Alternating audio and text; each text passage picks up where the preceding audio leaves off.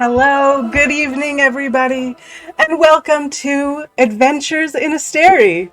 Everything has been turned upside down, in the words of a great poet. I'm more inclined to believe that the mysterious wizard that traveled all around might be in some way a suspicious character.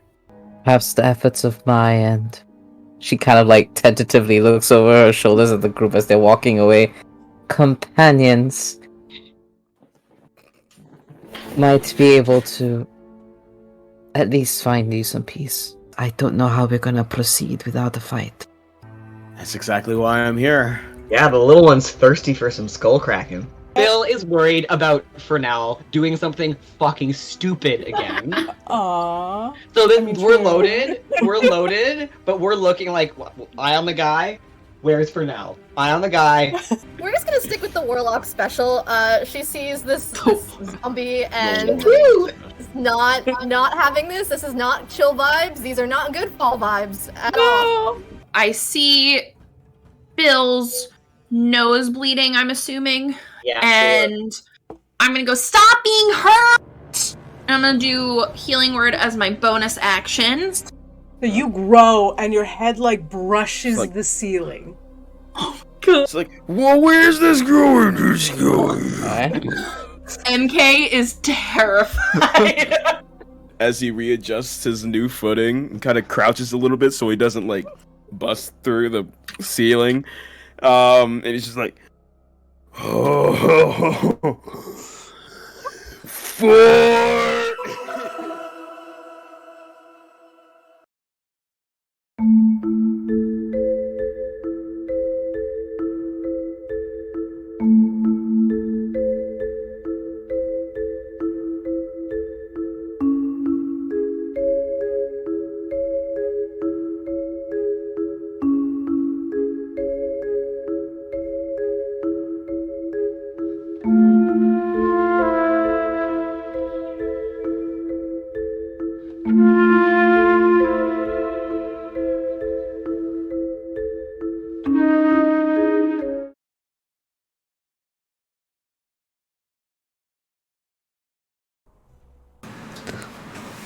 Alright guys, welcome back to Rime of the Frostmaiden. We've been on a little bit of a hiatus and it feels good to be back in Icewind Dale. We're going to get started with our character intros and then we'll get into the game. Thank you for everyone for joining us today, and we're going to go ahead and start off with Charlotte. Hello, I am Court. I play Charlotte, your resident Warforged cleric, and you can find me on Twitter at Court Games. And next up we've got Schmo. Hi, I'm Gurk. I play Schmo, the very rootin' tootin' satyr warlock fighter cowboy. And I guess you can find me under G1RK. Oh, it's hard to say. On Twitter. Alright, and then next up we've got Zarius. Good evening. I am John, Zarius, the Falcon Wizard. You can find me on Twitter at Vortex of Fiction. If you have any questions on Zarius, please feel free to message me there. Awesome. And we've got Terpsy. Hi, I'm Mew. I play Terpsy, my little precious dancer girl. You guys can find me on Twitter as Secret Spaghetti. And just say anything you want to me. I'll respond. I love your Twitter name so much. Yeah, it's pretty good. I'm going to go ahead and throw the players' socials in the chat there. So if you want to give them a follow or check out what's the latest with them, can see it all there. I'm Momo. I am the DM for Rime of the Frostmaiden, and we use Mistral as kind of our mascot, who happens to be an NPC in this game. Without further ado, we'll go ahead and get started. It's been quite a long time since we've been in Icewind Dale, so I can do a recap unless someone would like to do a recap for DM inspiration. would appreciate a recap. All right. I am usually confident in my recapping skills, but not this time. That's okay. So, last time on Rime of the Frostmaiden, our players went into Bremen. They had heard tales of a lake monster that had been harassing and causing problems for the fishermen and the waterways, and particularly for the people of Bremen. So they made their way up there and set out on two not so reliable boats, but made do with what they had, and found that the monster that was harassing the people was actually an awakened plesiosaurus. This came to light when Xarius, out of frustrations, called out to the beast, and it surprisingly to everyone responded. So, they introduced Poppy, the plesiosaurus, to the rest of the town, and from there forward forged some sort of bond or agreement with the monster and the town of Bremen. Afterwards, naturally, the party went to the tavern and drank, shared stories, heard some drinking dwarven songs, and that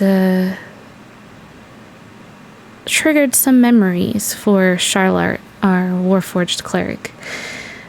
After that incident, there was kind of a heart-to-heart moment, and a party came together at the inn, kind of regrouping. Had a good night's rest, woke up the next morning having a big breakfast, and that is... actually, I forgot one key important thing that happened last session. Last session, Dory had called out to Niru, their patron, and was not getting the responses they were hoping for. And this caused Charlotte to send them some messages. And she didn't get the responses that she wanted. And that's where we left off. Anything I forgot, guys?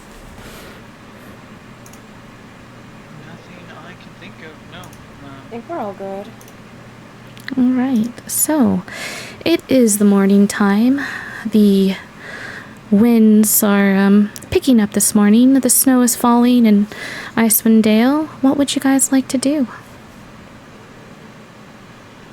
No one else wants to do anything. I think I'm gonna have Xarius go down to the docks. As usual, Schmo is sleeping in. If they're still asleep. I don't remember. Oh god. I just got it and I was like, what? I think Charlotte's probably going to do her usual thing of procuring breakfast for everyone. She does see that Xarius leaves the inn or tavern, but she figures he'll be back in time for that. So, you head off to, so John, you're going to head off on your own. You guys had already had breakfast too, by the way, just to remind you. Dory had actually this time. Up. Okay. Yeah, you guys are already up. Dory had actually been the one to procure breakfast this time for you. Last session, they had the idea to do that. They were like, Charlotte always does this. I'm gonna do it and do like a nice thing. So That's correct. I was literally just about to do that. yeah, so it is. It's, I would say by this time it's like mid-morning. So Okay. yeah, it's mid-morning by now. So where we left off, you guys were actually all around the table, I believe, at this point is where we kind of ended things, if I remember correctly. And so Xarius is excusing himself from the table to go somewhere. I take it. Yes, I'll be right back.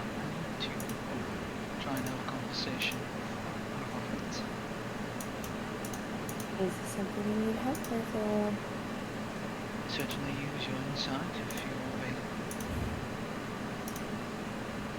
I am trying to keep this as quiet as I can from Dory. Oh boy. Dory Okay. is at the table, happily just munching on sticky buns, sharing their sticky buns with Hambone. They're like a little bit in their own world, kind of how, children sometimes, they kind of get into their own like world. So Dory is very much in like their own kind of mind space at the moment. And, talking to Hambone, just kind of enjoying the sticky buns.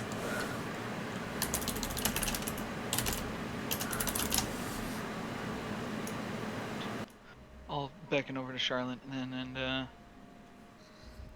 head down to the docks. While we're going there, explain what Dory talked about last night about the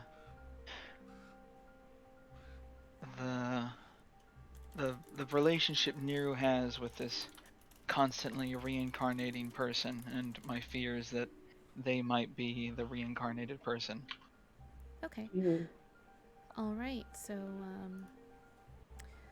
Terpsy, you're also at the table. Shmo, you're also at the table. Are Zarius and Charlotte, are you two being very quiet when you're talking about this? Are you kind of, I am being as hush-hush as possible. Yes. Yeah, I could try to be discreet. Is there using message, or is he just like whisper? I'll whisper. Yeah, it doesn't feel like it's something he would send in a message. It's not that big of a secret. I feel like Dory wasn't exactly quiet about the whole thing, so. And to be clear, they get up and walk away from the table? I think they're still at the table. We're trying to figure out how discreet they're being, and if you guys would notice. So, I am trying to get up, and I'm just letting everyone know that I need to talk to one of our friends, that I'll be back, and I thought the discreet conversation was happening on the way down to the docks, was my plan. Oh, I thought it was at the table. Okay, yeah, I can come with. all right. Terpsy, Shmo, let me know what you two are doing. Shmo's gonna turn to Terpsichore and be like, what are you supposed to be going on and talking about? That they don't have to involve us. I don't know. Zarius and Charlotte always go to talk about things. I think Zarius is just upset that, he didn't ask questions about my life. And that's his fault. Maybe. I might just be being a bit naughty. Do you wanna try and spy on him?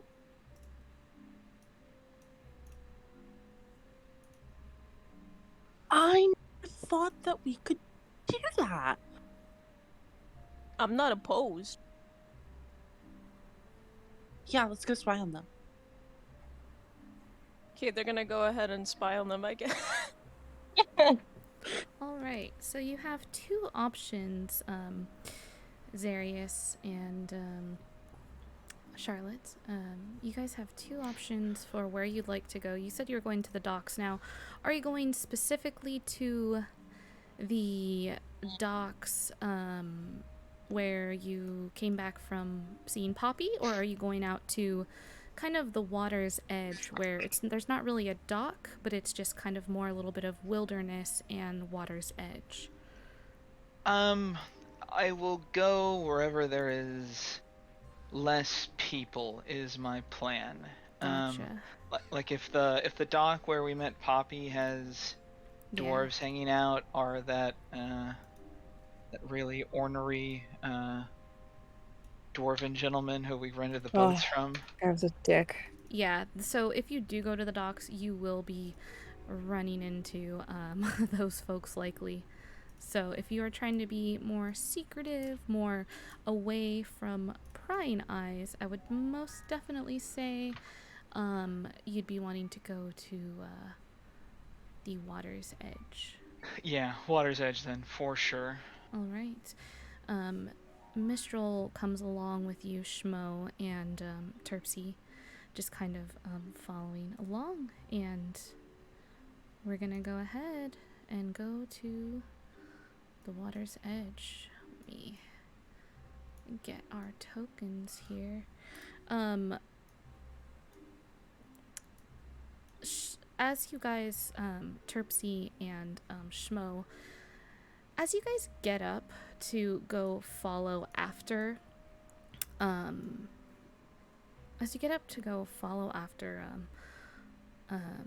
Charlotte and Zarius,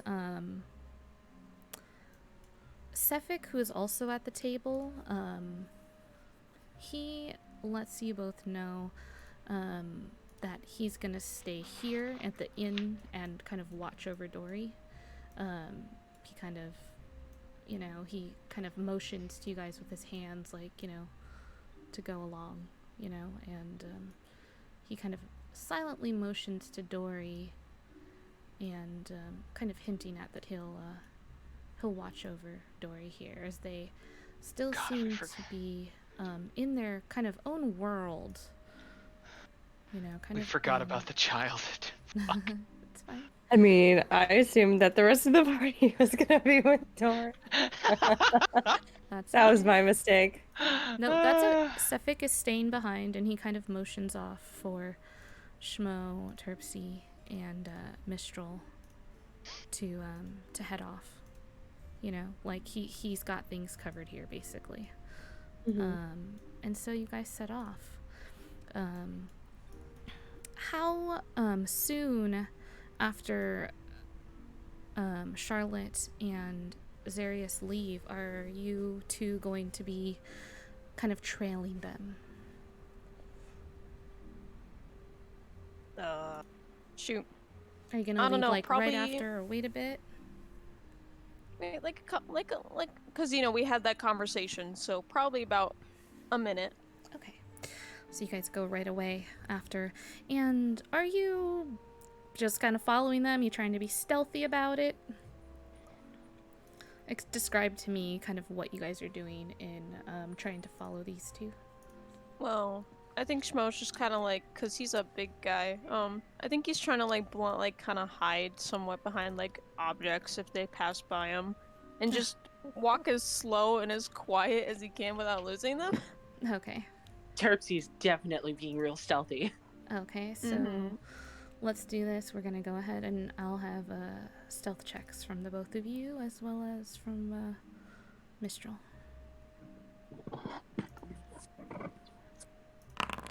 I got a 15. All right. How about you, Terpsy? 24. All right. So, as you guys are kind of sneaking along, trailing the two, and let me know, Zarius and Charlotte, how are you two traveling out to the water? Are you just at a brisk pace? Are you at a normal pace? Are you being sneaky in any way? Are you just how are you moving? I'm just keeping pace with Zarius. I don't think I'm being sneaky. However, I will say, my passive perception is 16. I think I might see Shro. I'm not trying to be sneaky or anything like that. I mean, he's just casually strolling down to the side of the lake. Okay, so as the two of you were taking your stroll along this snowy path down to the lake, Charlotte, you do hear the familiar sound just for a brief moment, and you kind of think to yourself, like, is that Clip-Clop Schmo? And as you think about it, you can definitely tell that Clip-Clop is indeed Schmo. And soon after you hear that Clip-Clop, you hear another sound, a much larger sound, as Mistral is walking behind Terpsichore. She's just, oh my god. She's kind of like, she's playing her instrument, but in the air. So she's not really strumming on it, but she's definitely like, she's vibing and thinking of her next hit, you know? Wait, she's playing music? No. She's like air doing it. She's not really playing it, but she's like air. She's like air, you know, Oh playing my god, her lyre. I thought she was literally just like behind them, like playing the fucking Pink Panther theme as they're trying to speak. No. So she's just like air. She's like, yeah, this is gonna be the hit. This is the one. And as she's walking, she gets so into it that she closes her eyes for a moment, and Terpsichore, you feel this large woman that you're familiar with kind of crash into you. And Charlotte, you can hear a very loud thud crunch in the snow.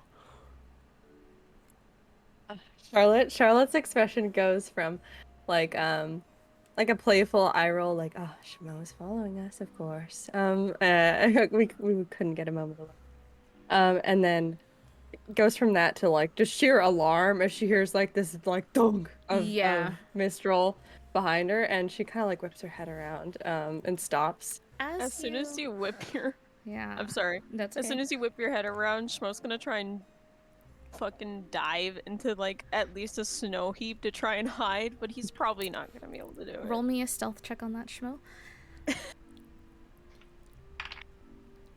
I got a 19. Nice. So you do, you dive into this pile of snow, and as you turn around, Charlotte, you whip your head around, you see only Mistral, strangely enough. You see Mistral just face down in the snow, and you only see her large body in the snow, face down. She's not moving, and as she's kind of laying there face down, she is she's now toppled on top of you, Terpsy. And she nice. As she falls into fully hidden. Yeah, and nice. you are fully hidden. You don't even see Terpsichore, basically. You do not see her. So you turn around and you only see Mistral there, and she's not moving, and Mistral kind of whispers to you, Terpsy, and she says, okay, don't move a muscle. If we don't move, then they won't notice us. And Mistral, are you doing all right? She's like got her hands cupped around her mouth, just like looking at her fucking collapse in the snow. How much of this do I see are here? If you turn around, you're gonna see the same thing that Charlotte sees. You see Mistral face down in the snow, and that's all you see, strangely enough. You don't see anybody else. You just see this large 7'2", quite muscular, Ganassi bard just laid out in the snow, and she's not I imagine her ass is just like up in the air. Yeah, her ass is definitely up in the air, and she's not really like, she doesn't move or respond at first. Terpsy, let me give you a chance to respond after she says this to you. What do you do with all this commotion? Mistral, if they turn around, just play along. Say you were just walking around. Oh, good idea. Okay, good idea. She lifts her head up, and as she does so, she takes a handful of snow, and she kind of, like, scoops a mound of snow around, Terpsy's head, and she lifts her own head up, and she's kind of trying to hide Terpsichore as she does this, and she looks at you, and she starts kicking her feet, and she's just laying there in the snow still, and as she's looking at you, Zarius and Charlotte, who are now looking at her, she says, oh, I just, a stroll sounded so nice, and I didn't want to bother, and, have you ever felt the snow against your skin? Have you ever felt it? And she starts putting the snow, like, on her arms, and she just has this look on her face of, like, I don't have skin, darling. Do you typically do your strolling face down in the snow? Oh, well, I couldn't resist. The snow, the coldness, it was beckoning to me, like a cold, icy, forbidden mistress. Charlotte's like nodding, like, but she looks very concerned. Well, do you want to come with us? She looks over at Zarius like, eh? Zarius just puts his one hand in it, one palm against his forehead and says, Mistral, we're not T-Rexes. We can see you when you... It's not like we can't see you when you don't move. Do you want to join us? I think she just fell, Zarius. I think she's embarrassed. Oh no, I don't want to impose. I mean, I am just it would behoove me to impose upon two folks just taking a stroll out in the most wonderful cold snow. I most definitely do not want to impose on the two of you. I will lay right here. The snow against my skin is so nice. Go on. Do not let me stop you from your stroll along the frozen lake. Try to make it an inside check. You most certainly can. All right, come on. May I make one as well, please? You can. Oh, that's a 21. I'm just using because my dice are over at your place. I'm just using my Foundry dice. Oof. That's a 21. Yeah, you both you both see straight through. At first you start to believe her. You're just like, at first you're like, oh shoot, is this why she likes oral? Like she's so passionate about the snow. Like what's the deal? And at first you start to kind of buy into her words, but then as she keeps just going on and on and on. Yeah, I feel like the longer she goes on, the more Charlotte's gaze like drifts from Mistral and back to Zarius, and then they're both kind of like, Yeah, there's definitely like a knowing look between you two at this point, and you can see right through her that she most definitely fell, and she is not being honest, basically. You you know that she's not, like, every word that just came out of her mouth was a lie, basically. Do you want to bring her with us? I'm not sure why she's out here. I don't. I can't just leave her, can we? I don't see any harm in it. She might have questions or insights. I don't, so... As you guys are kind of talking amongst yourselves, Schmo and Terpsy, let me know what you're doing. Terpsy's gonna like whisper to Mistral. She's gonna be like, I think they really want you to go with them and help them. And I think that'll be like a really good idea. Because that way, if Schmo and I don't get too close and we can't hear what they're talking about, you get to know what they're talking about, and then you could tell us. Oh, okay, yeah, very good. I will do my best to hide you as I get up, and just don't move. I think if you don't move, they won't see you. And are you okay in the cold? Well, I don't like my whole body being in the snow, but I don't want them to see me right now. Oh, for sure. Well, your whole body's not in the snow. Only like half of your body. Half of your body is in the snow, and then half of your body is against my body right now. So you're only halfway in the snow. God. Fucking Mistral. I'm assuming Schmo's all in the snow, like he's buried in this shit. Tell me what you're doing. He's trying to be stiff as a board. Yeah. Tell me if you're doing anything over there, and you're like in a snow mound. You've literally got snow all around you. Yeah, It's cold, you're unaffected, but it is dark. He's trying to like slowly lift one of his ears so he can hear better. I want you to know that like Terpsy's like face down, like her head's like maybe a little bit up so Mistral could hear her. Yeah. But she's completely hiding her face from Mistral right now. Yeah, Schmo was like face like on the floor, like. Okay. I'll get up very carefully, and I'm going to I'm gonna put snow around you, kind of. But don't worry, I've got this. Everything's gonna be fine. And as she gets up, she again, like, she's like, again, just, like, pulling the snow in toward her. She's like, okay, I'll be right there. I will be right there. Just give me just a moment more of, oh, the snow is so nice. And she just starts pulling snow in towards her. She's like rubbing it on her arms, and she's just like mounding it up around her house. She's like, just a moment more, I promise. I just, you don't get snow like this everywhere. And you really do, actually. Well, this spot is, I've tested many spots in Icewind Dale, and this is a prime spot, but I called it first, so I will be right there. And with that, That's good. I was just about to be like, oh, do you mind if I go and see it? Yeah.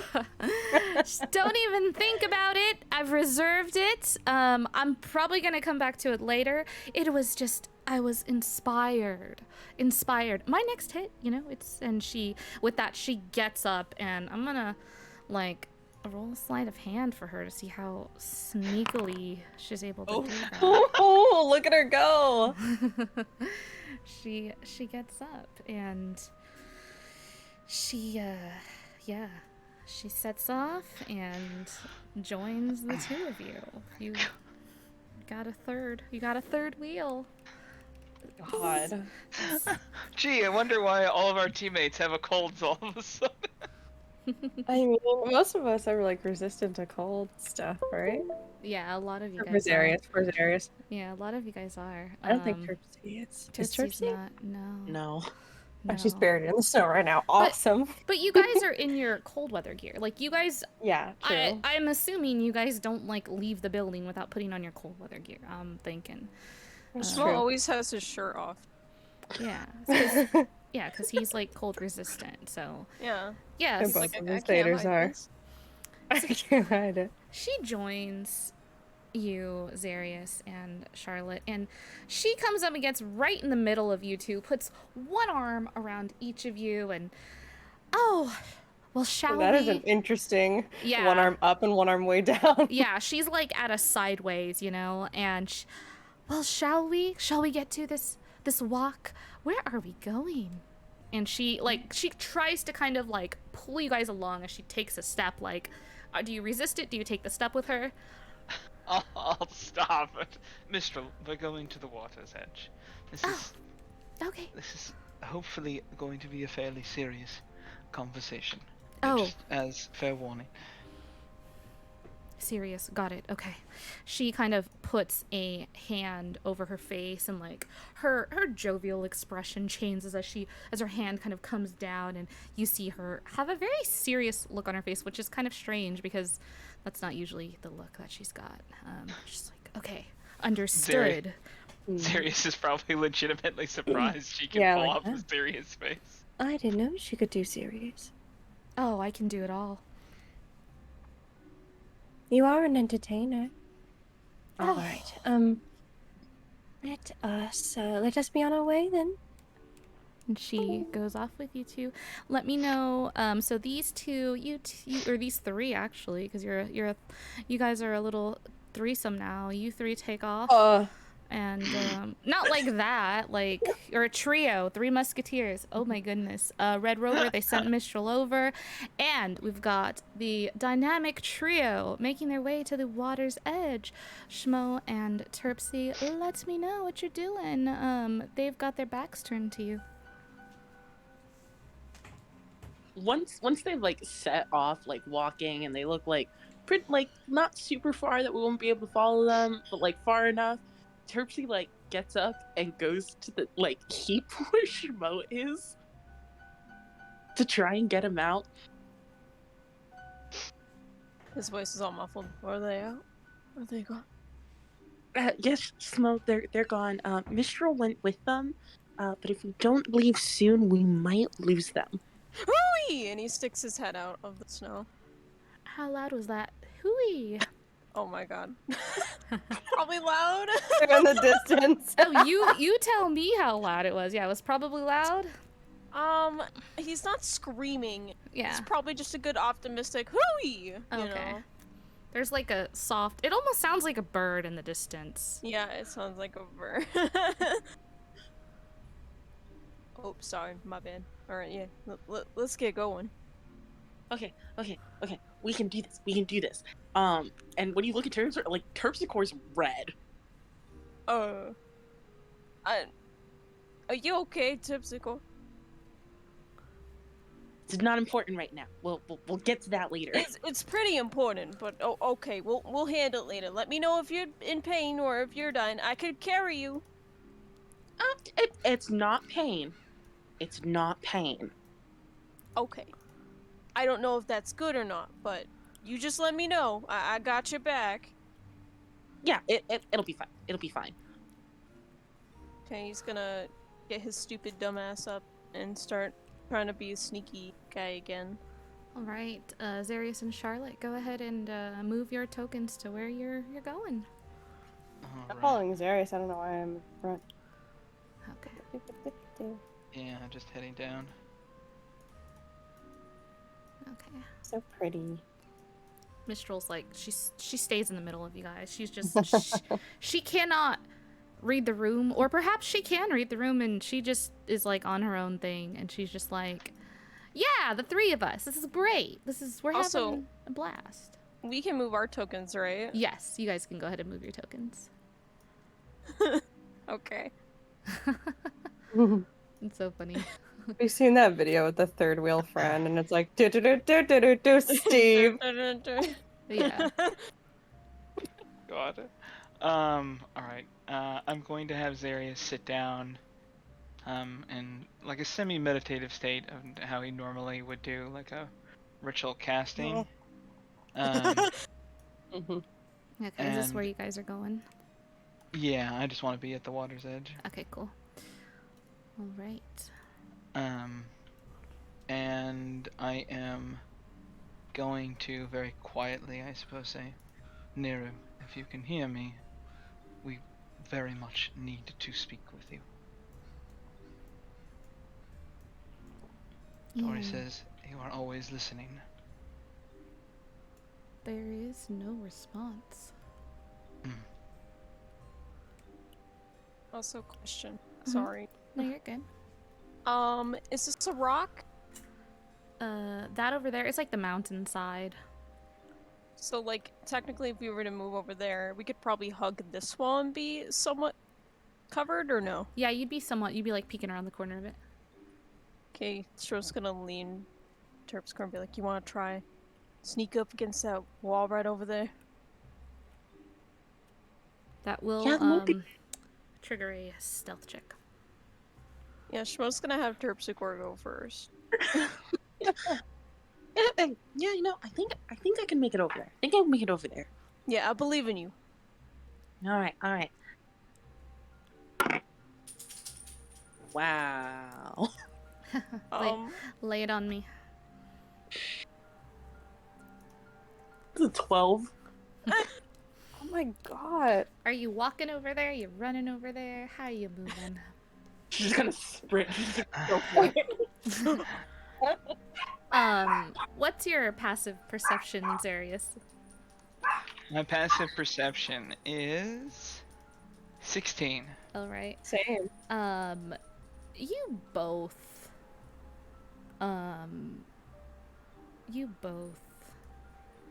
And let me see, does Mistral also? Perception. Mistral's perception is higher for Terpsichore specifically. Terpsichore related activity. Detected. Let's see. Sorry, give me just a moment here. Foundry is just so weird in that it doesn't have, like, I love Foundry, but maybe I'm blind. I have a hard time finding the passive.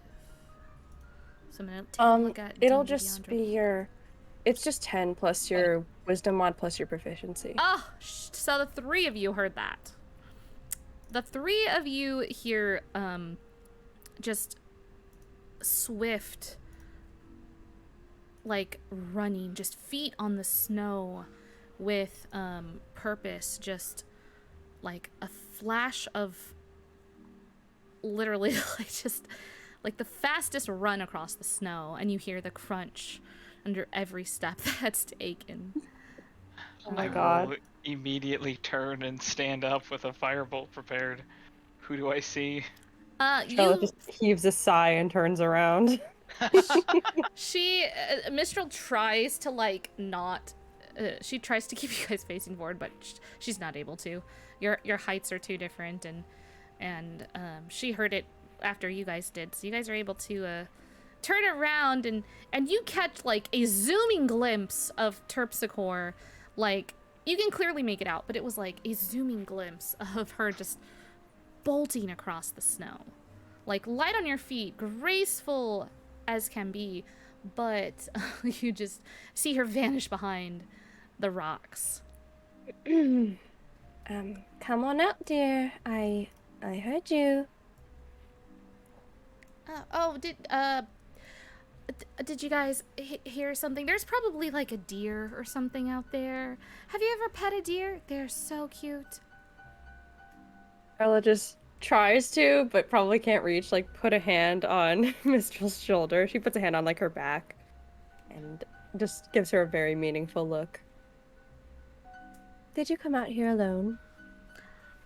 Oh, well, Charlotte, I'm never alone. Did you come out here with members of our party? A strained smile.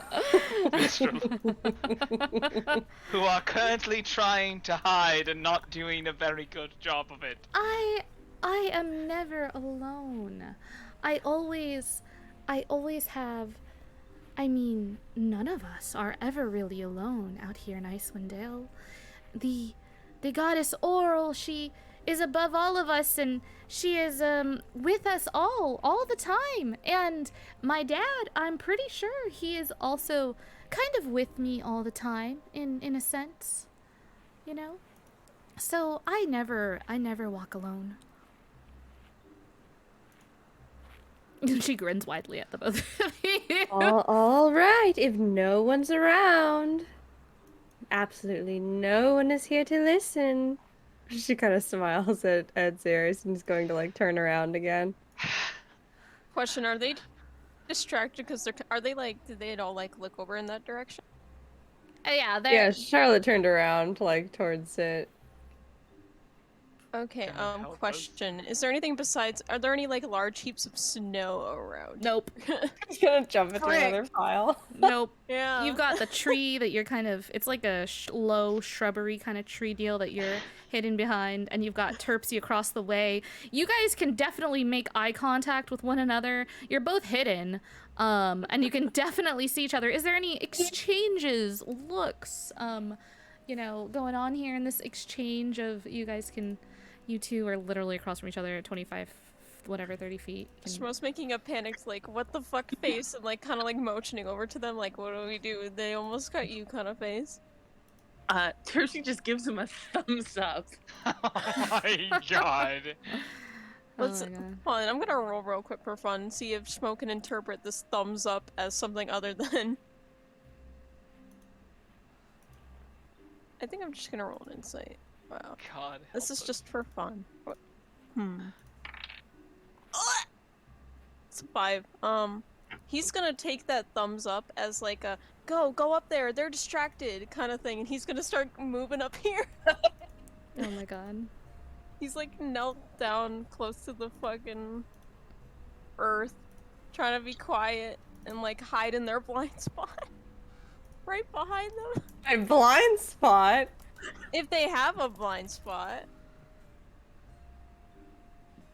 Yeah. Like behind you. So you try to move over there, and go ahead and roll me a stealth check. That was the most important stealth check of my life. That's a 4. All right. You three see as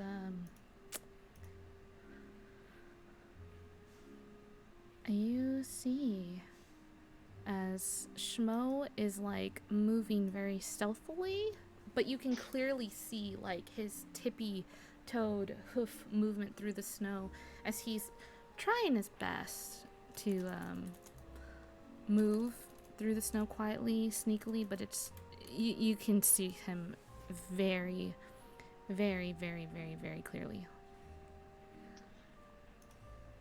Sirius is just writing something down in his book. It's clearly visible to Mistral and Charlotte, and it just says, "Note: never volunteer," and a placeholder in brackets, "the defenders of Icewind Dale for a stealth mission." Mm-hmm. Charlotte just sighs, like makes eye contact with Schmo, and then just beckons him over.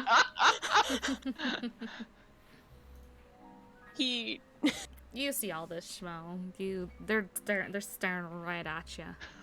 He stops, he like freezes, and he's like looking like an oh shit, like look, and he's just like, howdy. Where's that Metal Gear Solid discovery noise? Yeah. Right? Yeah. Yeah, pretty much. Howdy, What? my friend. Can you come over here? I suppose so. Waddles on over. Crossing her arms. Since everyone is here, does anyone know how to contact Niru? Is that what's this Well, about? I had cast sending at her, but that's the only way I've been successful. Yes, I was trying to talk to Niru. Dory said some disconcerting things, and we need to have a somewhat serious conversation with her. Why didn't you invite the rest of us? Because I did not wish to cast aspersions on Niru that may or may not be true. Eh. I didn't exactly know what we were in for. I just didn't want Darius wandering off alone. Schmo turns around and is like looking at the rock that Terpsichore is over. Kind of like a beckoning, kind of like, do you want to come over here? Like raising his eyebrows and like shifting his eyes over to them. Please, dear, we know you're over there. Can you just come out? What? No one's over there. I did see her, Schmo. Oh. Percy comes out. No! I didn't know it was me! Good. Well, I don't know that. All I saw was they looked at you and then you were deep in the shit. That's what I saw. Language. You were the one that moved closer! Why did You move gave so me a far? thumbs up. You told me to. I did not tell you to. I was saying that it's You fine. gave me a thumbs They up. didn't That's know like it the was green me. light for go. Not to get closer. Why would you want to get closer? To hear them. That's what my Mistral's there. Yeah. Mistral! What? Charlotte pretends to be shocked. Oh, so I've been working on this new song. Do you all want to hear it? Mistral? Yeah. You know, You Terpsy's are book is double going to be coming agent. into town. It's going to be great. It's going to be great. You are a double agent. I can't believe you. A double agent? Oh no. No, never. I could never be. I don't even know what a double agent is. How could I be something that I don't know? You've been working for Arl this whole time. No, not working. No. I don't work for Oral. To be fair, I don't exactly think Oral is against us. No, yeah, Oral, yeah, she said you guys are great. Everything's great, you know? I have a feeling Arl is rather indifferent to our existence. Well, We don't register on the cosmic scale. you know, Oh, I'm sure I do. it might be a good thing, right? And why is that? You know, gods, strong beings, all that. It's a lot to deal with. I grew up around strong beings, and it is, the pressure is immense. Could your father pull Niru out of wherever she's hiding for us? I don't I don't think she's hiding. And that would be kind of weird to like, hey Dad, can you summon forth my friend's friend that you may or may not know? I don't even know if they know each other. And Dory's friends with Niru, but I don't, weren't you able to talk to Niru, Charlotte? Don't you, like, you're able to talk to anybody, right? Anyone? Almost anyone. So why don't you give her whatever you do. I suppose I can. I will just be operating not at full capacity then when we're traveling. That's my only concern. But if you would like to contact her, I can reach out. The message will have to be short. I would very much like to get this resolved if we can. All right. What would you like to say? Keep in mind, I can only do this twice. Yes,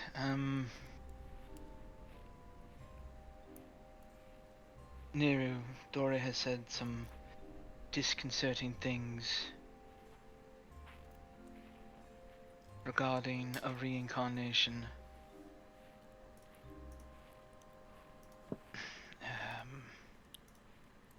We want to make sure Dory is safe with you.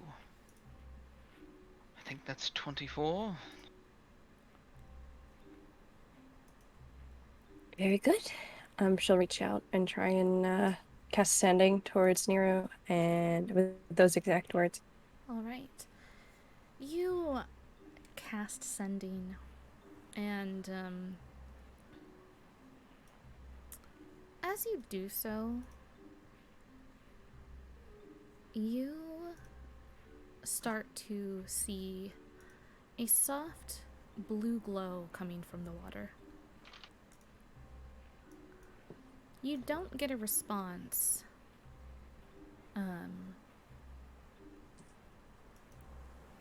With your message, but literally moments after sending it, you start to see this blue glow.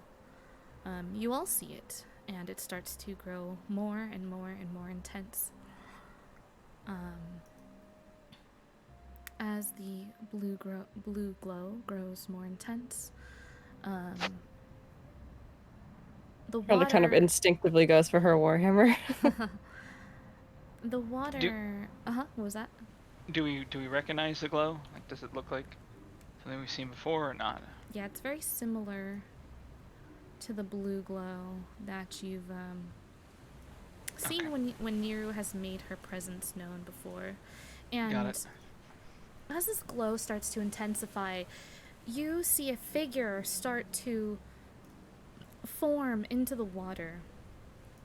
A familiar figure, and on the water, largely before you, is Niru, and she is towering in the middle of the water before you. And she stands there and looks down upon all of you. And she grins. Hello, Niru. Would you like to sit down? Need to have a conversation. Hello there. She's like, doesn't look super friendly. Yeah, neither does Schmo. He's got like a stern expression behind. Mistral raises up a hand and kind of gives a little like waggly wave. Hi! So she just looks at Charlotte, she looks at Mistral, and she just kind of bounces and then stops and then just waves. As she kind of takes in each of your different greetings, she looks at you, Charlotte, and says, "You are quite persistent." You are quite dismissive. dismissive?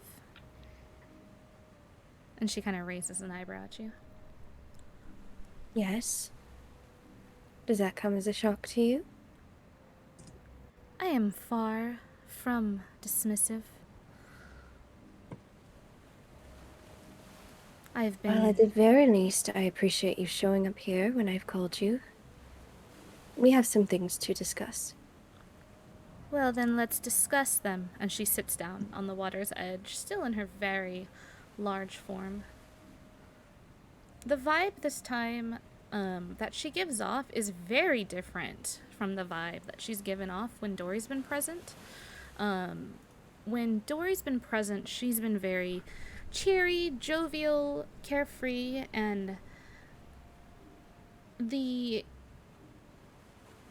sense or aura of power kind of emanates from her as she sits before you, kind of almost lounging on the water as the water moves around her.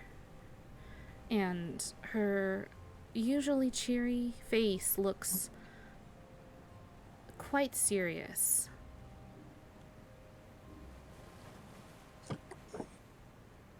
Well, then go on. Say what you have to say. So, Dory has told us some sort of tale regarding a reincarnation that you are searching for. And while I do not want to think it of you, I am unfortunately in the position that I must ask the question, because Dory is all of our responsibility at the moment. Are they the reincarnation you have been searching for and you are trying to protect them?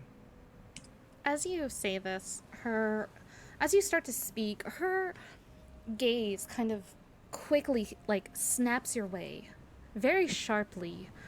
Her eye is, almost piercing through you as her gaze is locked on you, as you explain things to her and explain your curiosities, and she kind of nods as you speak, and as you ask if Dory is the reincarnation of someone that she's looking for, her nodding stops, and her once serious expression kind of also stops, her face kind of becoming neutral before exploding into a loud laughter that shakes the trees around you, the snow kind of falling to the ground, the currents of the waves on the lake splashing wildly up to the edges of the snow where you stand. Oh, thank God. Okay. That's... Did Dory say that? That is probably the, well, Dory pranked you good, because that, couldn't be further from the truth. Can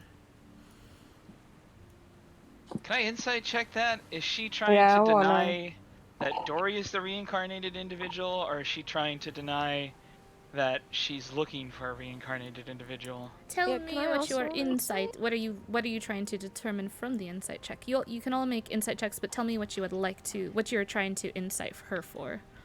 I guess I'm trying to intuit if she's denying that Dory is the reincarnated individual. Yeah, same thing. Yeah, I'm just kind of trying to see if she did a fake laughter, trying to cover up her lie a little bit better. If Mhm. it is a lie. Gotcha. There's a 16 on the dice, 22 insight. I got a 13. Yeah, 8. And as you guys are kind of, looking at her, kind of vibe checking her, intuiting what those things, you can tell that she's not lying about Dory being... Dory is most definitely not the one she is looking for. Dory is not the reincarnation of who she had seeked out before. Okay.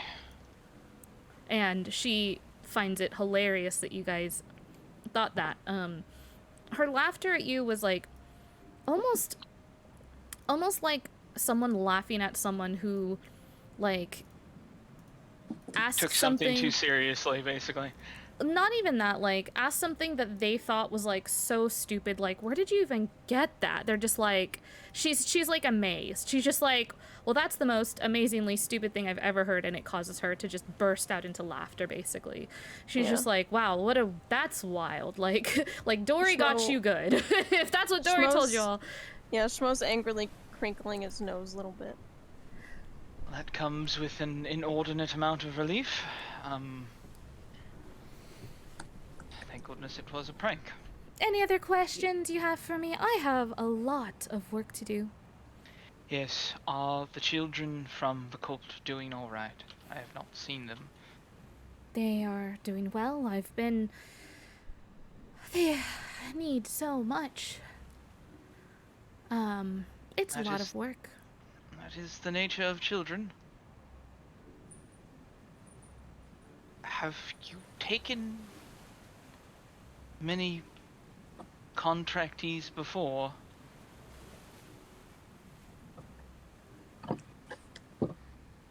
What do you mean?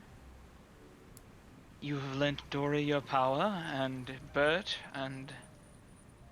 Zarius would remember the other two kids' names, but John doesn't. No, you're fine. Alisar and Mir. Thank you. Alizar and Mir.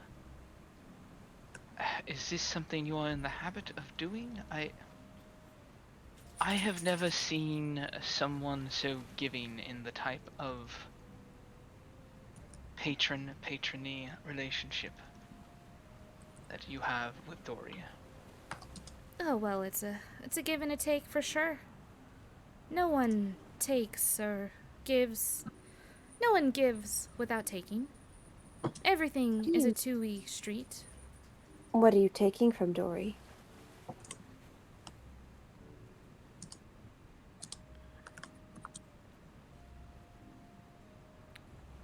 She looks at you, Charlotte, her gaze kind of sharpening, not liking that question at all.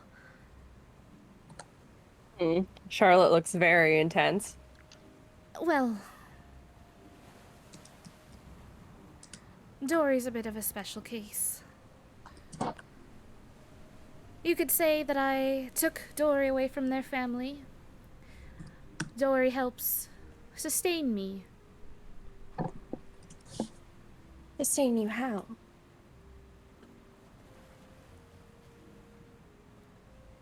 Well, I've lived a very long time, and I was, at the end of my path, you could say.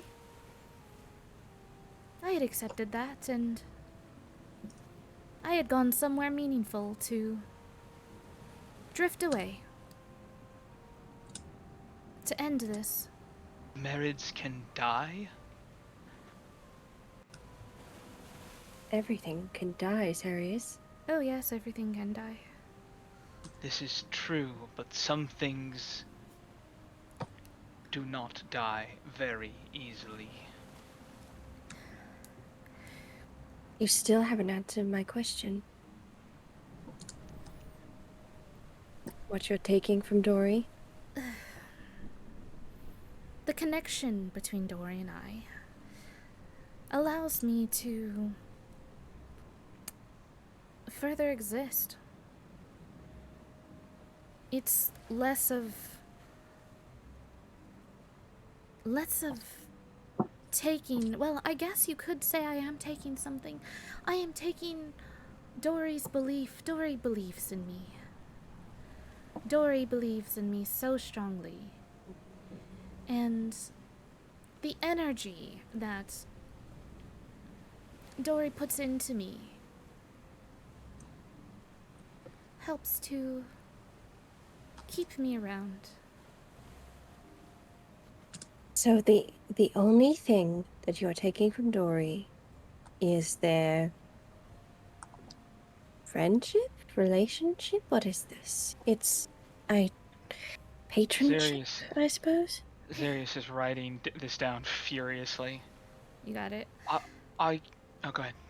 No, you're good. I just said you got it. Like, that's no problem. Oh, are you telling me you've reconstituted yourself around faith like a god just from Dory's worship and belief?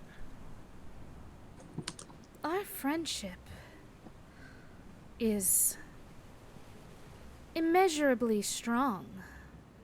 She looks almost kind of insulted at like the disbelief in basically like the fact that it's literally like the bond of their friendship is what's sustaining her. She truly, you can tell by the look on her face that she strongly believes that it is the bond and the power of their friendship that is helping her to be sustained. You can tell that she's being very sincere and genuine in her convictions. Is that all you're taking from them? Well, I guess I took them from their home, and you probably don't approve of that, but you don't know everything. Now, do you, Charlotte? It would help if you were to tell me.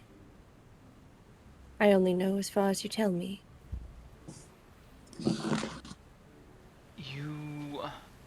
You may have taken her, but you are working on sending her back, yes?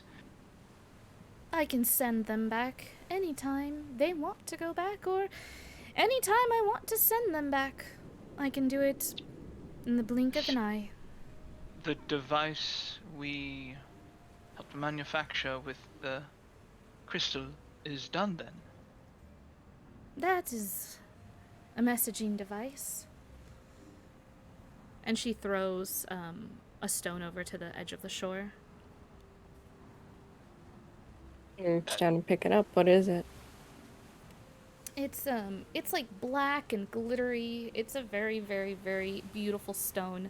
Picking it up, you can feel that this stone is magical. Like, it is super, super magical.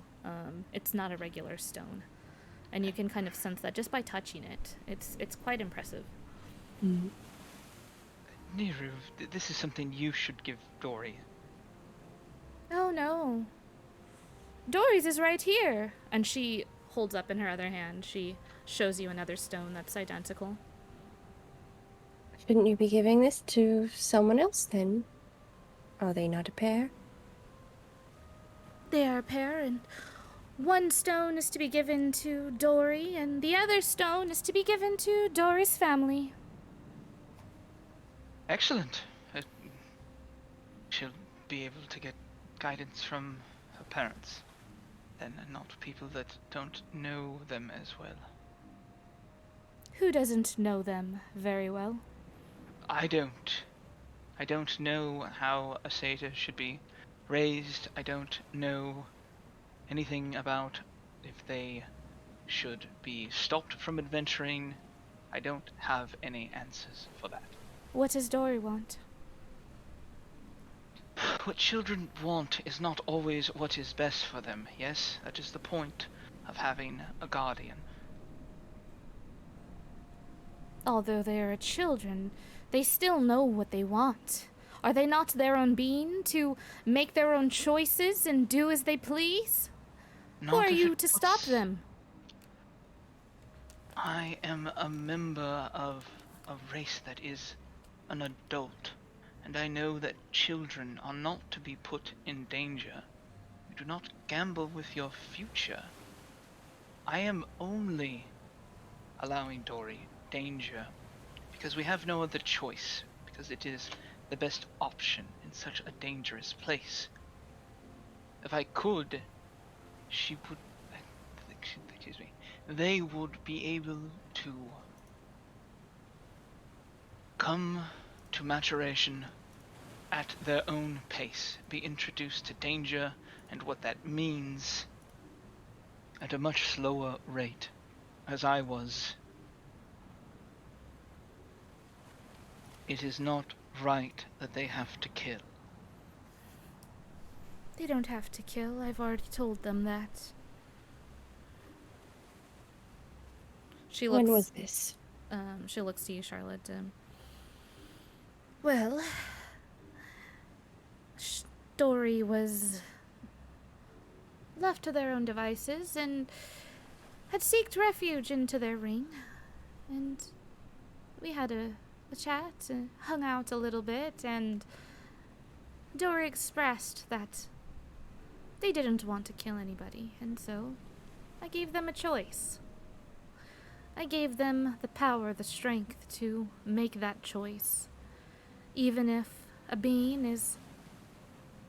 thread is about to be cut, Dory only needed to not want to kill them. And if needed be, I could step in for them in their place. Of course they would want that. And she kind of like holds the warhammer to her chest. If someone is harming Dory, I will end them. I don't know if that's better or worse. It's better. I actually agree with that point of view. I was sort of doing the same thing myself, the best that I could anyway. I don't want Dory to have to bloody their hands over anything. But she will still be attacking people. There will still... I don't. There's a very stark difference, Sarius, I feel, between attacking someone and ending their life. It's Very much a very so. different feeling. But attacking them is the result of that. It should not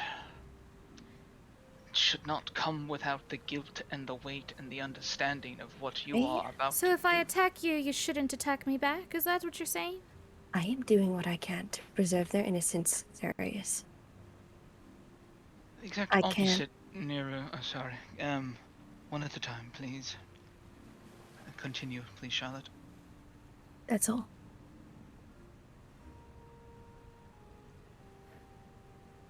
Nero, it's the exact opposite of what I'm trying to say.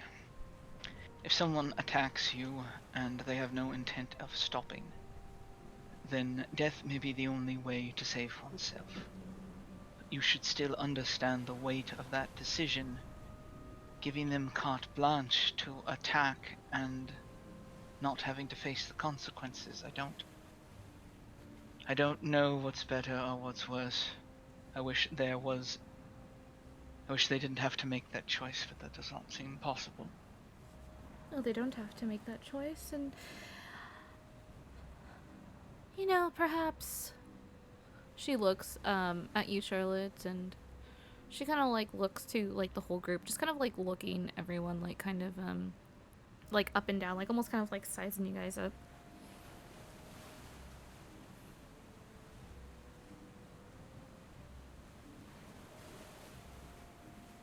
Did she say something? Or... Well... Uh-oh.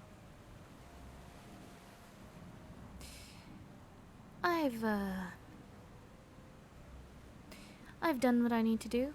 I've upheld my end of the deal. I've delivered one stone to Dory's family.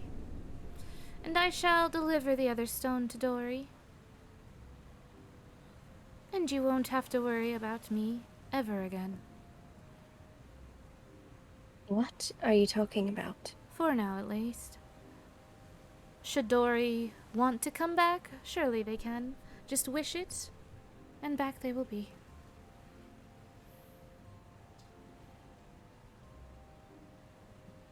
Charlotte's eyes kind of widen at this. You want Dory home, do you not? Safe and sound with their rightful parents, to be raised by fellow satyrs. Yes, yes, of course.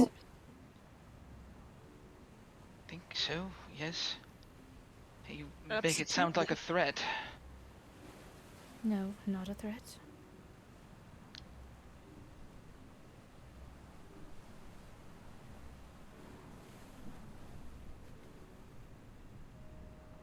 Yes, it would be better if Dory did not have to deal with this. The adventures they experienced were ones a child or teenager should be having, not blood and death and peril.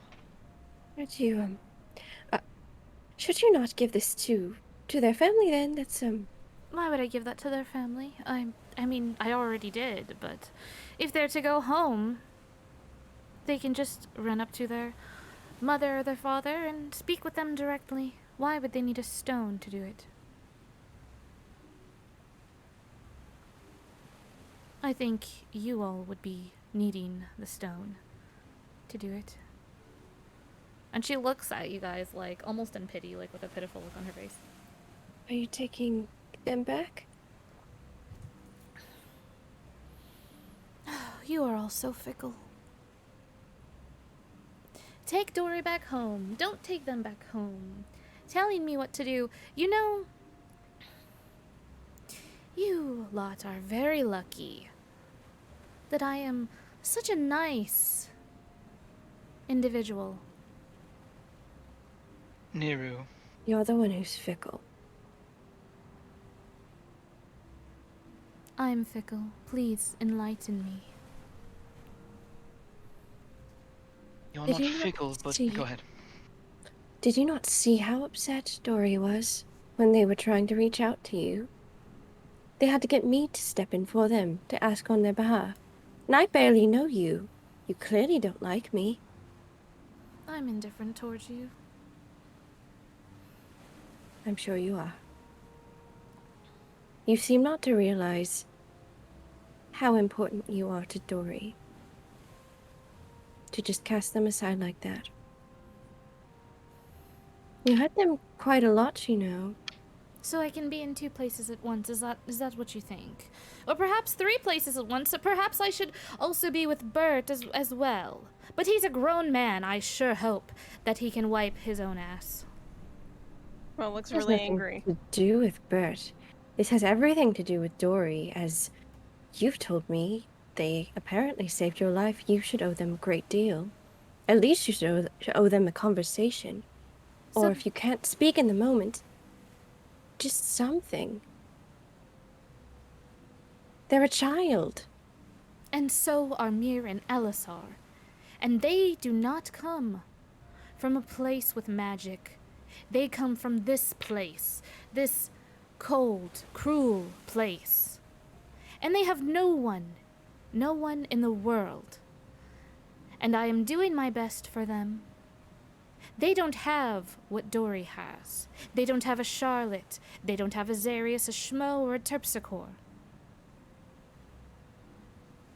They have me, and I'm trying to take care of them.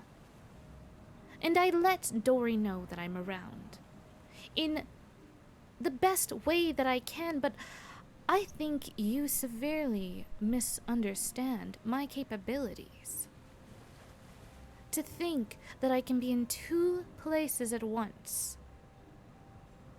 Did I not just tell you that I was literally on death's door?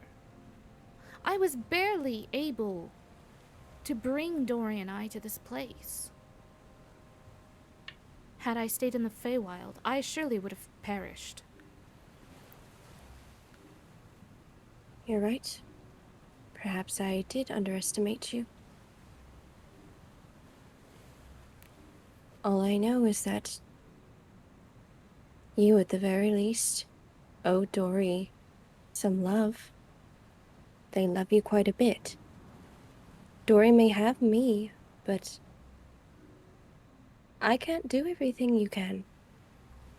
I try my best to comfort them when they are without you, but it's not the same. And you should know that. I give them literally everything they want.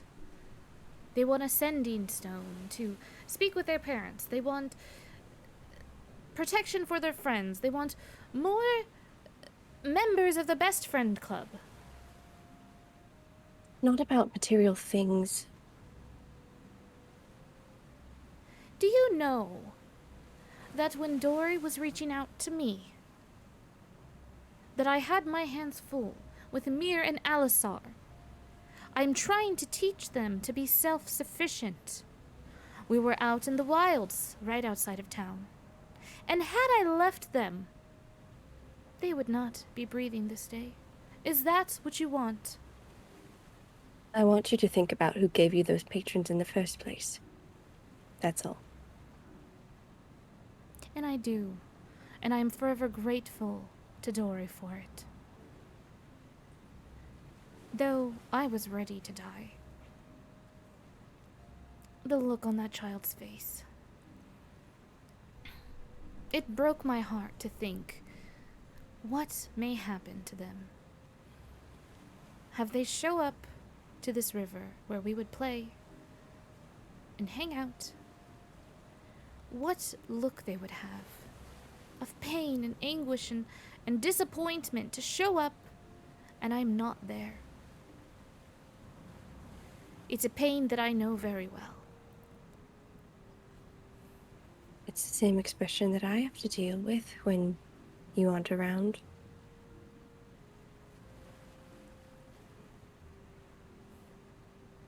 Dory misses you. Just make sure you make time for them.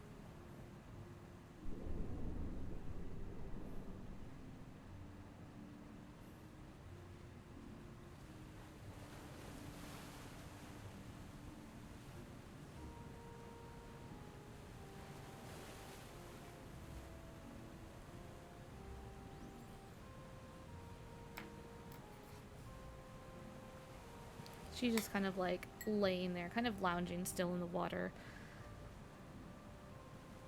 You can see kind of the wheels just turning as she lounged there thinking quietly as the waves crash up against the water on the land and the wind kind of swirls around you all. Is there anyone you can ask for help, Nero?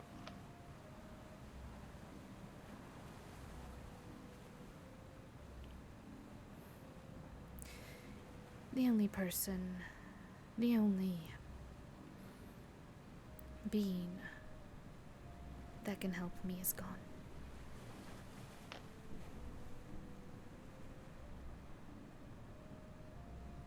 They are never coming back.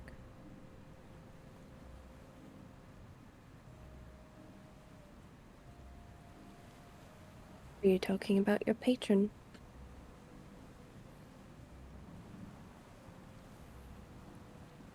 What did Dory tell you?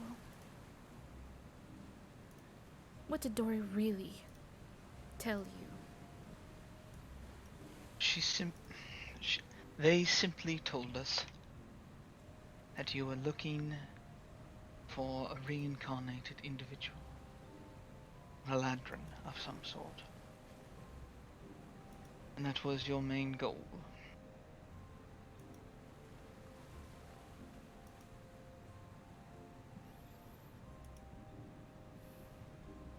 And I could not think of any reason a being of your power would offer Dory that much strength for free.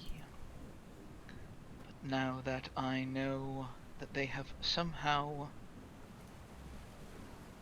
reinvigorated your very existence with their faith or friendship or whatever you want to call it, that makes far too much sense. We are all trying to do our best here, Niru. A child should not be in this place, but at the same time, we want to be able to protect them.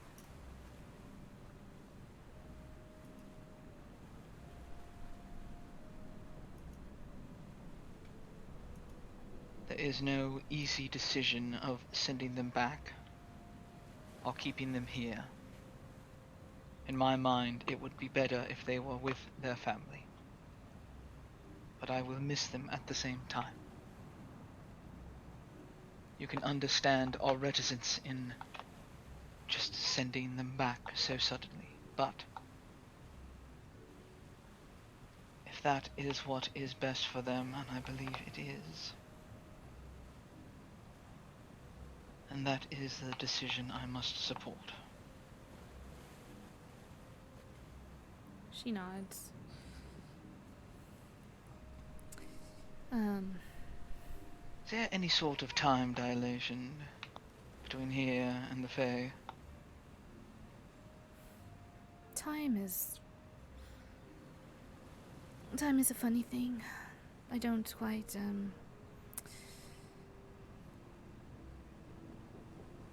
Time is a bit different for you and I. Yes, for someone who is timeless, I imagine time is not really something you pay much attention to. I don't.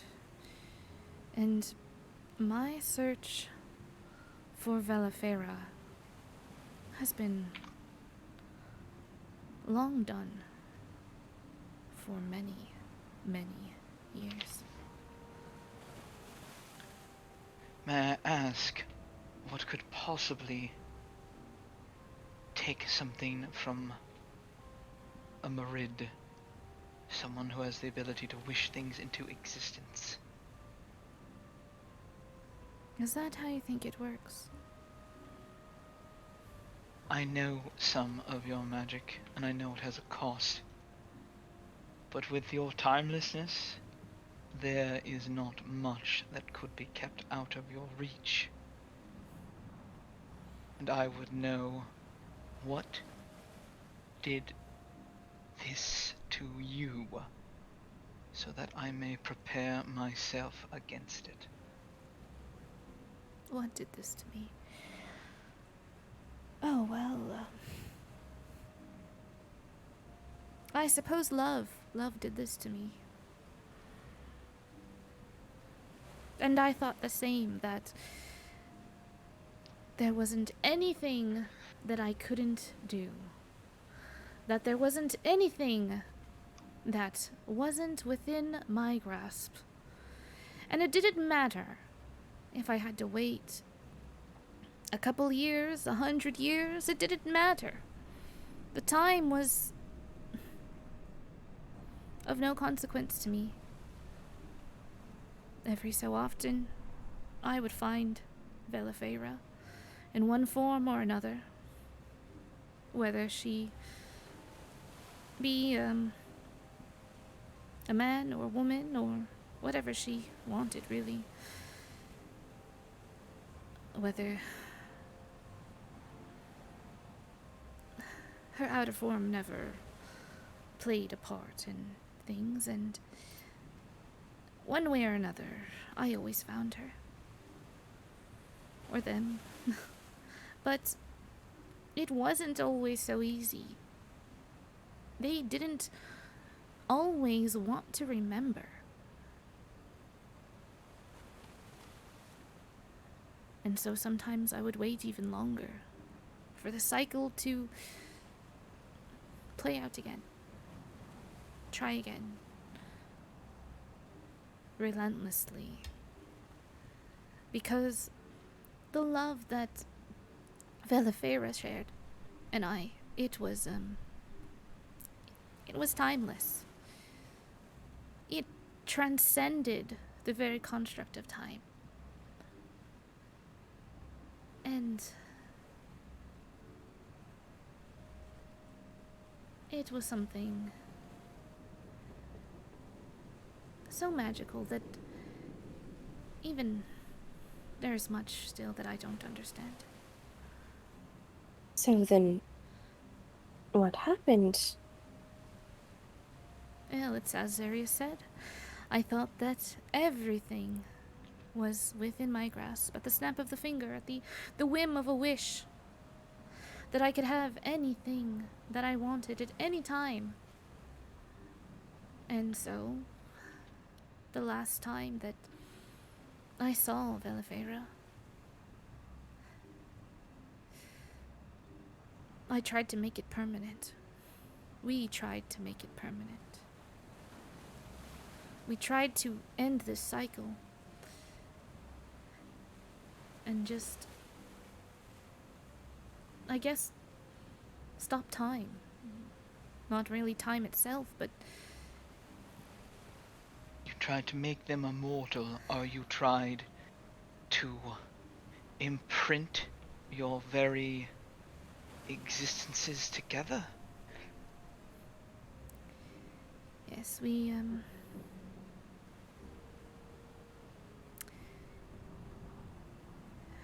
immortality was, not possible. Not in the way that, not in the way that we tried. It was, a different time and a different place, and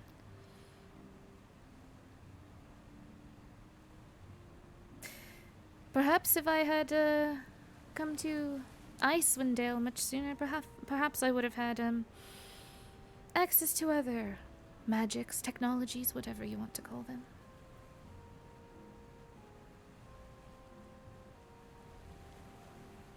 But in doing what we did, it did stop the cycle. But not in the way that we wanted. It broke it. Yes. And they're never coming back. I'm so sorry, Neru. Have you tried the magic here? Found someone to trade a true wish with? Sought out Mistra or anyone else? Beings of pure magic. Beings who make miracles come true.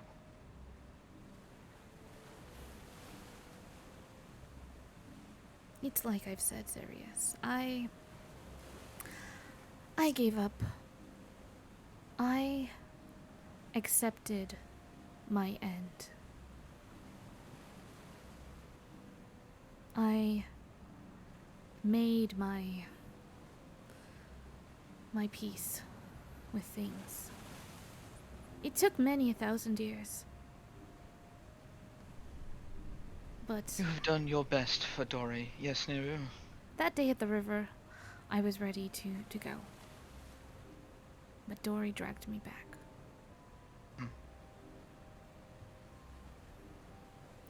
And so once their life, or now Mir's, or Alisar's, or Bert's, once their lives end, then I shall go back to that place, and I will drift off, and perhaps then I can see that smile again of Velifera. Zarius is going to stand and give a predatory grin. Fantastic! That means I have the lifetime of at least a satyr to find your Velifera and make your miracle come true for what you have done for Dory. It is more than enough time by my count.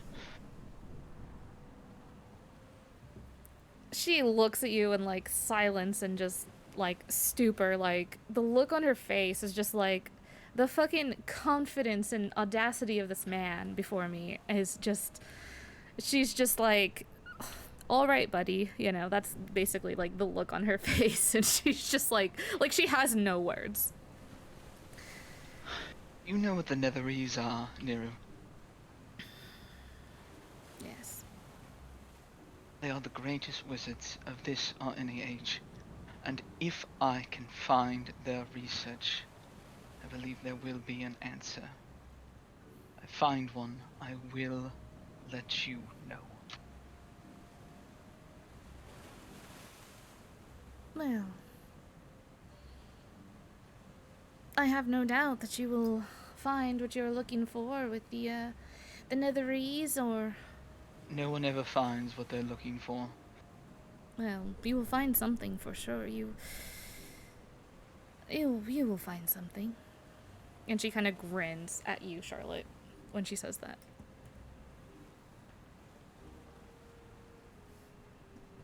Why is she grinning at me?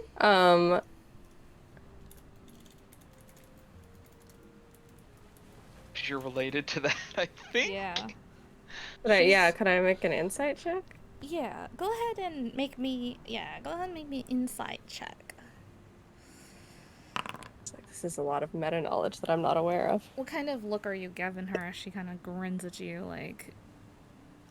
A very confused one. Oh, okay, well in that case, as you look at her confusedly, she kind of looks at you like, oh, the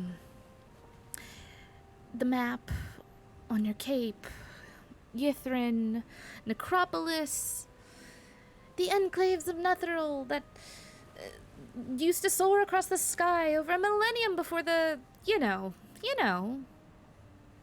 Don't you? I do know?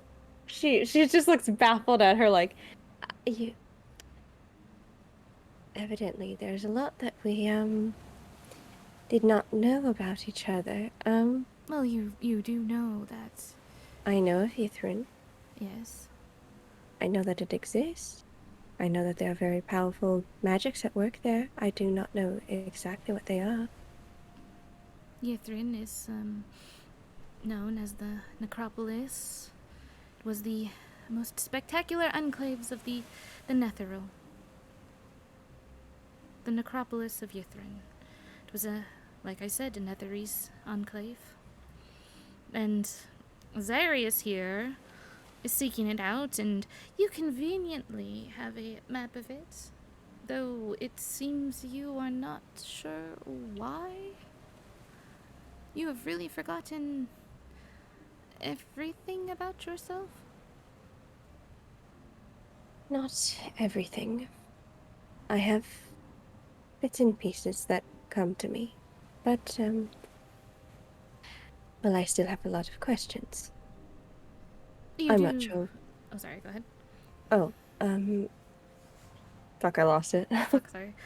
It's okay. You do know that you're, she kind of, like, leans in her... She's still in her big form. She kind of leans in and whispers. And the whisper that she whispers upon you feels like... You know when you're at the ocean, you can feel, like, the spray of the ocean on your face? It's like a soft mist as she kind of whispers to you. You are aware that you're not,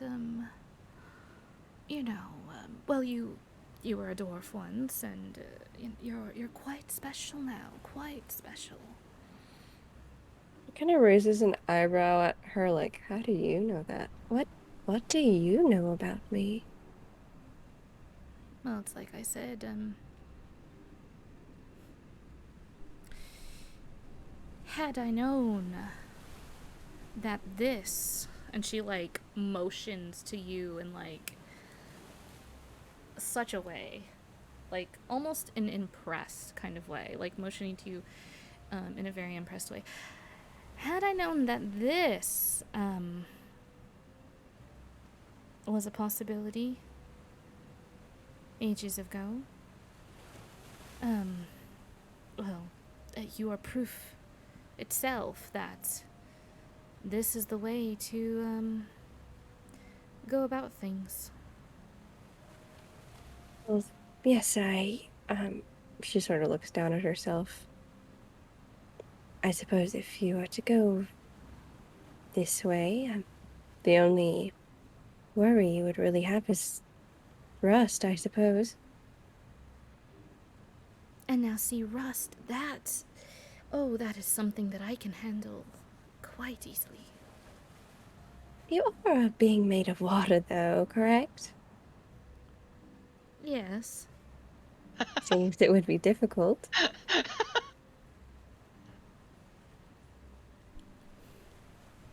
Like I said, it would be the least of your worries. It would. Though, I do agree with Zarius. I think... Well, I do have my misgivings about this entire situation with you and Dory,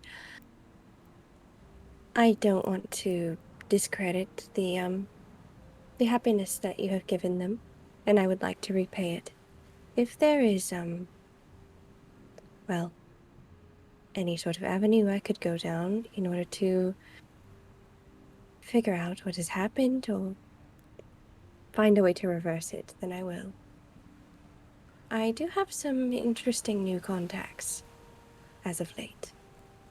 Oh, are you on the same page with that one over there? And she points at you, Zari. She's like, so Frequently. you also believe that you can not only find the soul of my beloved, but also bring it back into existence. I You am would be going to give it a surprised. try. Go ahead. Huh.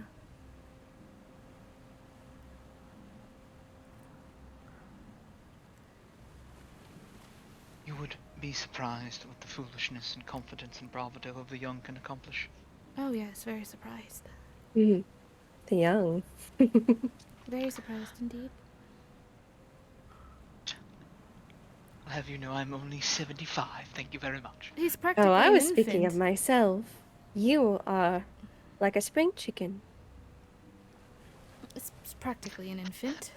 Zarius starts to ask a question and then thinks better of it and stops. Can I ask how old she is? Don't fucking.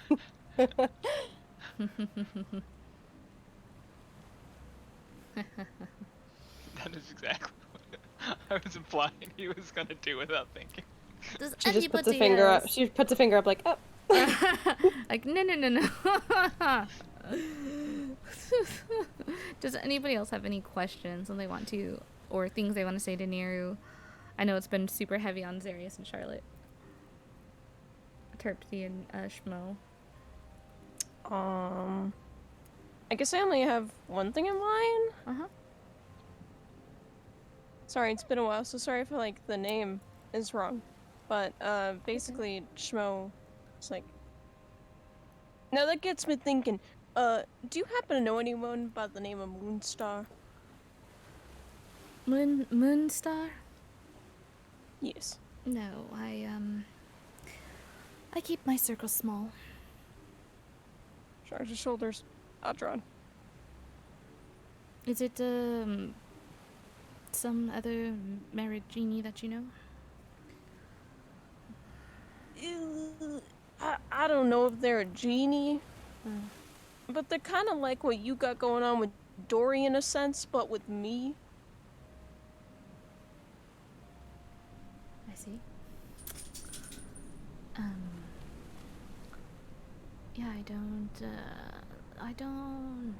She has like a blank look on her face. Sorry, I can't be of help on that. As, regardless of what Zarius seems to think, I don't know everything. He seems to think that my powers are well beyond what they really are, but, Oh no, I was just asking because it seemed like very similar circumstances, but, and that you may know who this person is, but, it was worth a shot. Alright, yeah. Terps, I know you don't know everything because I know that you can't think of the joke I'm about to say to my mouth right now. Nope. I cannot. Exactly. But maybe only because I don't want to. She, like, Are quickly you kind of sure spats about back at that? you. Positive. If I wanted to know the joke that you have in your mind, I could surely just pluck it. But I don't want to, so I won't. God. Are you sure you don't want to? I mean, it's related to water. Oh no, I think I've heard them all. Have you? Oh, you live as long as I do, and pretty sure you hear them all. Alright. Are you not going to say the joke? No, they clearly don't want to hear the joke. Oh, you can Well- tell them if you'd like. I'm sure Um, Terpsichore doesn't want to hear the joke either. Some of us might. Okay, fine. Alright. What happens when you get water on a table? I don't know. It becomes a pool table. You start Jesus hearing Christ. strange. Are my noises coming through fine? Yeah. Okay. Yeah. I know I that they heard the- didn't. Yeah, I know they didn't come through before with my other mic. So. From where? From Nero? No. If you'd like to make an investigation check, you can. So good at those. Oh, boy. It's fucking Poppy. Yep. That's 3. You don't know where it's coming from, Charlotte. You look around, you're like, Was that part of the joke? No. But you know what? Y'all been such a great audience. I'll give you another one for free. Oh, I'm sorry. I meant to laugh, but I was very startled by that. It's okay. Here, I got one for you. Why does the river have problems remembering things? What is Who's making that noise? I haven't even finished my joke.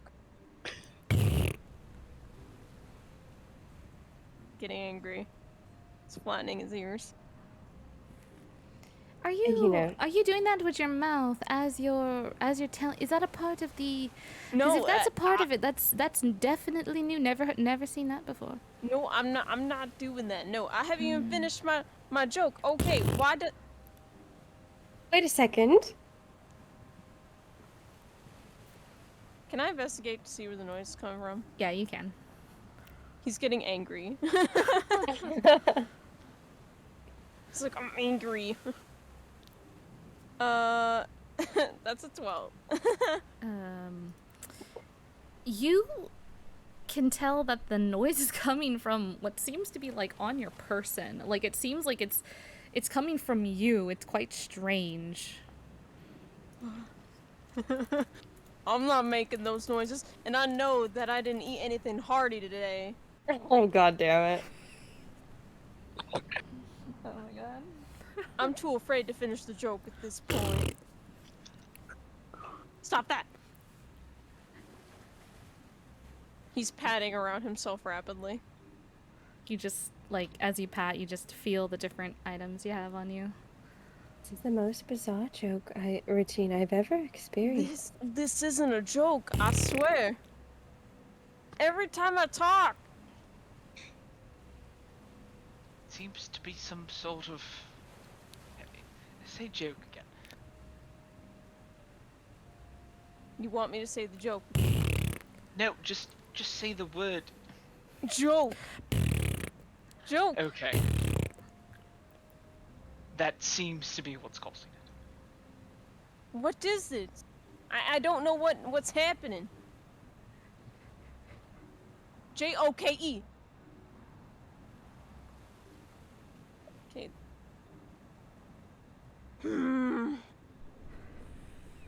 So I'm gonna say my pun. Oh, that didn't do anything. Yes, and I'm gonna say my pun now. Why does the river have problems remembering things? Oh. Says it when I'm about to finish the punchline. Why does the river have problems remembering things, Shro? Because she's becoming senile. Charlotte's like waiting for the noise and like forgets to laugh. She's like staring intensely. Yeah, at this point, Shmuel's not expecting laughs. He's expecting a... Well, I guess it didn't feel like going on that time. I suppose that would work with denial as well, wouldn't it? Isn't that what he said? I said senile, like the sea. Oh, and then Charlotte like tips her head back and laughs. He smiles way too big. Windows 94 loading. Yeah. Oh my god, Windows 94, bro. The little screen, like ball bouncing on the screen, makes it into the corner. Well, I'm glad you could like it, Charlotte. I can always count on you. I liked it very much. And she like rubs a tear from her eye and it's just tea. Charlotte. It's what's tea from I. Oh my god. Well, now I'm curious. I don't know what the hell that thing was. Language. So, do any of you have any more questions for me? Because I have a lot of things to do. No, I have some suggestions which you can take or discard as necessary. Have we seen any? We've not seen any orphanages in Icewind Dale, have we? No. It is so specific. I'm afraid. Oh. We've not seen any orphanages in Icewind. And we've not seen really any kids at all, other than the Yeah. ones who are Here part in of the Best Austin. Friends Club. Yeah, there's Who not. wants to make babies? There's not a lot of kids out here. What you have seen a lot of is you've seen a lot of kind of ruffians. You've seen a lot of really rough people out here. You've seen rough people having a rough time. You've seen some shady people. You've seen a handful of friendlies. The areas out here in Icewind Dale have been quite strange, quite different and disconnected from the rest of Faerun, as Terpsichore would know very well. Can I make a history check? I know Zarius has not been to the rest of Faerun, but I know he's investigated it. Yeah, you can make a history check. And basically what I'm looking for is, does he know that to the south, Niru might find help from people who would better be able to, if she wants to learn about it, dealing with children?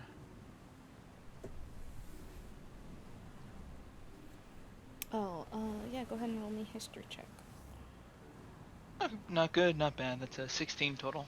Okay, yeah, I mean, you assume that there's probably orphanages, like there's like a high chance of there being orphanages outside of Icewind Dale. You certainly haven't seen any in Icewind Dale.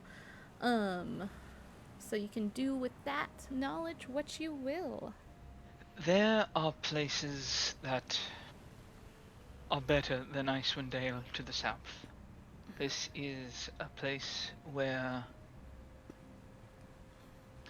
people come to restart, generally after doing something not so good. If you go to the south, there are people and places, orphanages and women and men of learning who could help you with how to train and deal with your charges. Mistral kind of like raises a finger in protest as you begin speaking. She's silent, but she raises a finger in protest, like, wait a minute, like, and you just continue, and she's just like, her mouth is just hung open, and she just looks like, how dare you? Like, she has this look of like Icewind pride on her face. Like,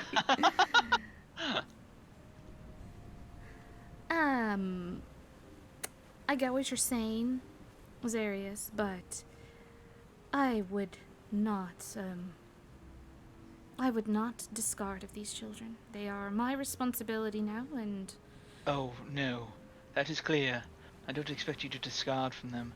But there are people you could learn from, yes? This is your first time doing this. Oh. It does not hurt to find an expert. Oh, I think you misunderstand. You see, I think that you missed the part of, there is a reason that I am in Icewind Dale. The magic in the air here, the coldness, the icy waters, they are also contributing to my sustainability. It is why I said, had I stayed in the Feywild, I would have likely either been tethered to that stream or perished had I stayed far from it for too long. Here, there's water everywhere. It's in the air. It's everywhere. Interesting. You cut... too complicated by far. This is the closest thing to the plane of water you can find, for all intents and purposes, then. Yes. Yes. And so I will take care of Mir and Alisar from here. I will send Dory home, and you will have contact with them, should you wish. Should they wish.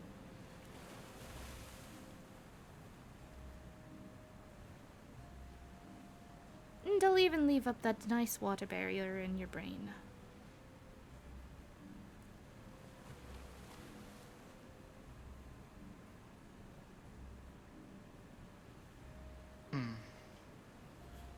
She, like, grins widely at you.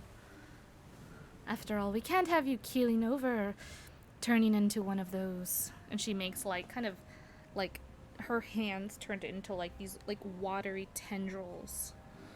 That kind of, like, just very grossly kind of move about. We can't have you turning into, you know. Well, that's just mean. I'm doing my part. I'm doing what I can. But, Can you sense what I am doing now? Oh, yes, you are also doing your part. You've all done, so much, and I should get Dory home. I've been away from Mir and Alisar for some time. Hopefully they haven't, set something on fire, and, yeah. Alright, yeah, I was curious if you could sense the other barriers I put in place, but... Oh, I don't often peek or peer or poke around in others' minds without their consent. Unless I need to.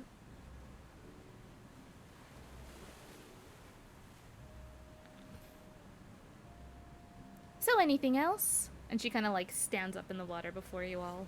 Just giant and towering. Almost doubled in size this time. Can I sleight of hand try and cast a message? Sure, go ahead and roll me a sleight of hand. Who are you being sneaky against? Everyone? That's a or- 7. Yeah, everyone to Everyone? Niru. Ooh. Alright, let me roll the dice. I am not trying to be sneaky to Niru. The message is going to Niru. Oh, okay. I'll just fucking... There's no way she doesn't see it, right? Yeah, she definitely saw that. And I am going to ask, am I still me? That is the most insidious part of this. I don't know if it takes over. She, like, grins widely. You all see as she kind of, like... She's towering, like, looming over you guys. But you can all see as her gaze kind of locks onto Zarius. And she's just grinning almost, like, maniacally. It's fucking scary. It is fucking scary. She holds onto her warhammer like, the fuck? She sees your, like, grip tighten upon your warhammer, and she doesn't respond in message, but she responds to you all. That same kind of wet windiness to her response. Oh, don't worry, you are still you. And with that, she winks and vanishes, and the water that she was in, towering above you, just comes splashing down. Splashing all of you in the splash zone. Terpsy, you get the least wet. And she vanishes. Blorshed. What was that about? I have no idea. I begin to cast prestidigitation on everybody and... Yeah, Charlotte's just bringing out her cloak. I'm like, this is an easily solvable issue. I don't understand why this was necessary. With that... She's being mischievous. Oh, fuck yeah, she is. With that, let's take a break. We'll come back from our break. We'll go a little bit longer, but we are going to cut it a little bit shorter than we usually do. But we are going to get a break going, and We'll be back in about 15-ish minutes or so.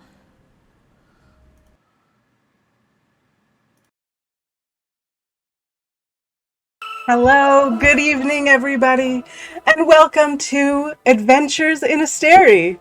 Everything has been turned upside down, in the words of a great poet. I'm more inclined to believe that the mysterious wizard that traveled all around might be in some way a suspicious character. Perhaps the efforts of my end. She kind of like tentatively looks over her shoulders at the group as they're walking away.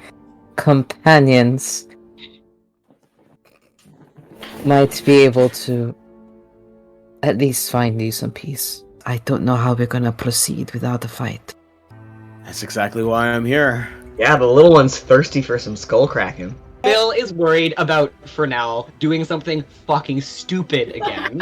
Aww. So then we're loaded, but we're looking like, eye on the guy, where's for now? Eye on the guy. We're just gonna stick with the warlock special.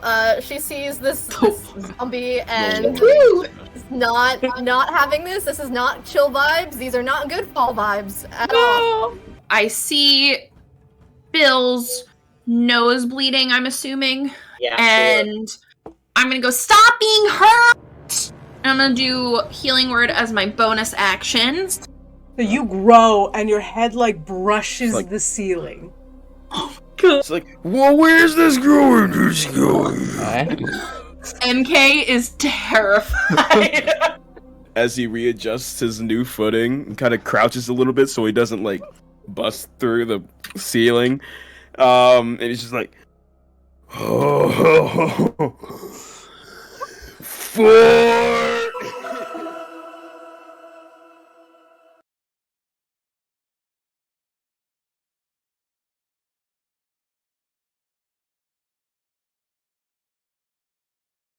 Rime of the Frostmaiden will be taking a short break. We should be back in a few minutes. Take this moment to refresh yourself, stretch, and perhaps get yourself a cup of tea. If you do not have the appropriate dishware, I will be happy to provide it myself, as well as the appropriate beverage. While you're waiting, do check out our social media. Any links to them are provided on screen. Follow our Twitter at A Minstrel's Tale for updates and additional content, and be sure to also follow us on Twitch at twitch.tv/minstrel's tale to receive notifications for when the next stream goes live. Missed past episodes? Don't worry, they're all available to view on our YouTube channel, A Minstrel's Tale. Additionally, check out our card, rimeofthefrostmomo.crd.co for character bios, links to other social media, and more. Enjoy the break, and we'll be back soon with more Frostmaiden.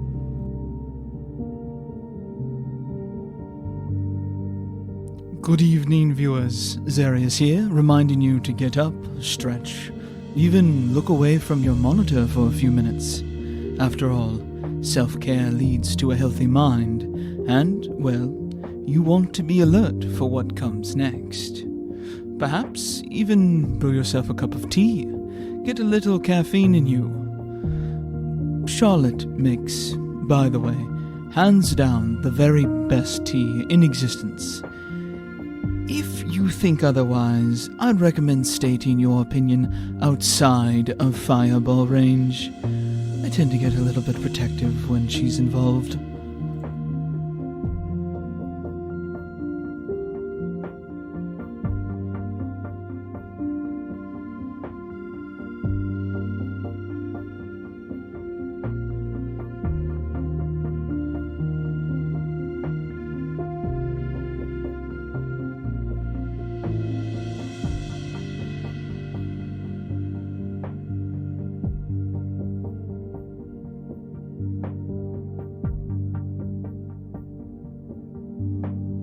Pleased to meet you. My name is Charlotte. I am a warforged of unknown origin with quite a few gaps in my memory. I first remember coming to consciousness when my now traveling companion and new flame Zarius stumbled upon my form buried under several feet of snow. He was on the brink of death when he found me, but I was able to give him another chance at life, just as he had me. We decided to travel together after that, and had been doing so for a year prior to meeting the rest of our lovely group. I do my utmost to protect all of them, as I care for them all deeply. That sometimes involves striking bargains with entities that don't exactly accept prayer in the traditional sense. But if anyone were to dare harm a member of my party, there would surely be bloodshed anyhow, don't you think?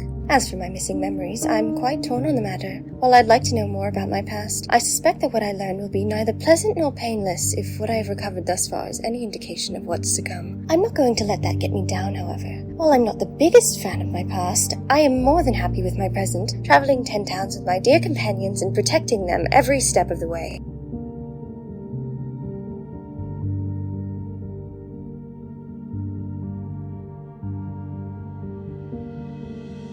Arriving to the utterly insufficient dance floor, a beauty of unknown and mysterious origins whose piercing green eyes and agile movements have lanced through the heart and souls of any fated to see her, including my own. I give you the amazing, the cheerful, the unmatched Terpsichore.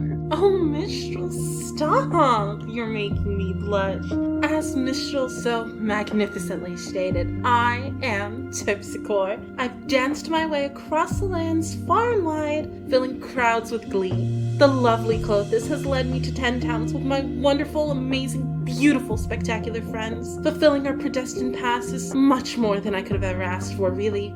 Oh, but do be careful. I won't hesitate to cut anyone's threads. Oh, wait. If you don't understand what that means, I mean that I'll kill you. If your heart hasn't been moved, I know your wallets have. If you want to know more about this mysterious beauty, make sure to buy a copy of her artfully woven book, The Secrets of Faerun, sold at fine traders and general stores all across the realm.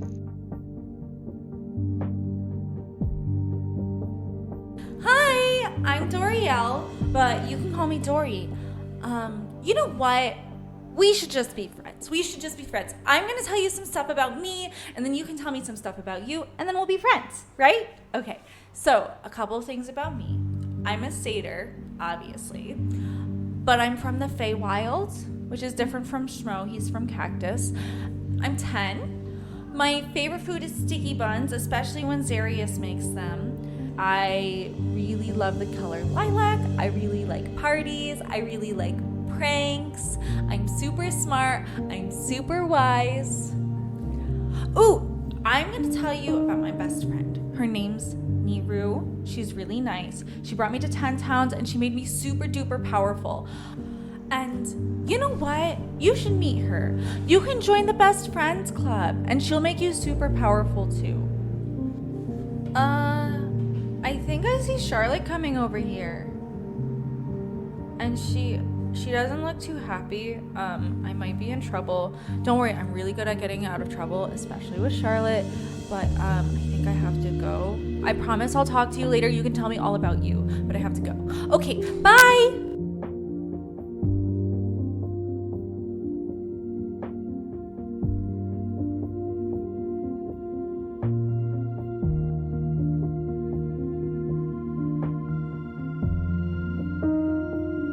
Howdy there, my name's Schmo Iverson. It's a pleasure.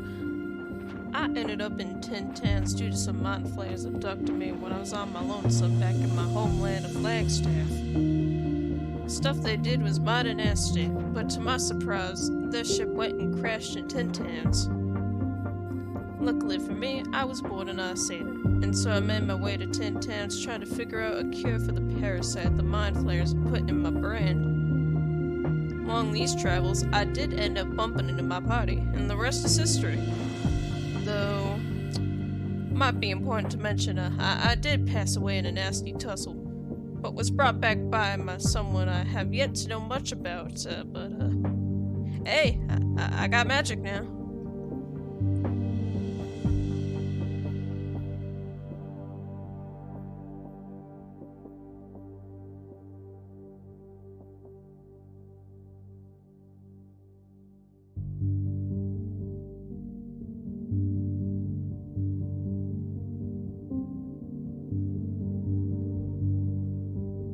A most eloquently spoken and unnaturally skilled plucker of strings surely needs no introduction. But if my realm-shaking reputation and voice, the likes of which the gods themselves wait on, have not reached the pale and unfortunate rock you live under, hearken to my words, for I will fill your poor uncultured ears with the tales of minstrel, harpist, bard, adventurer, and weaver of extraordinary stories. My voice unmatched, my tales unbeatable, my heart untaken. Or is it? Come now, dear listener, I will weave you tales of plucky adventures, downtrodden citizens, untoward warlords, and evils only the mightiest of hearers might vanquish. Listen well, for this very night I leave to share my stories and my lovely self with the next town in need of my glowing presence.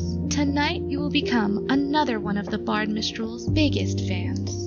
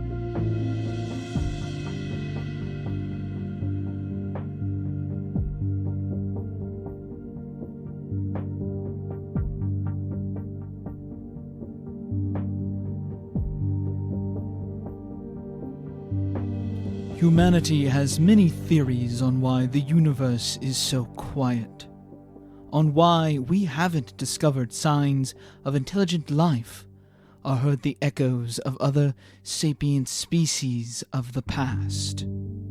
Not many would have guessed it was because we were being protected, sheltered from the rest of the universe, from an ever-expanding war, and ultimately our responsibility within it. Regardless of whether or not humanity is ready for it, great change is coming.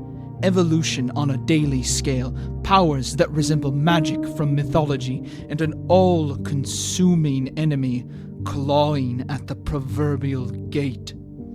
Humanity must adapt or die.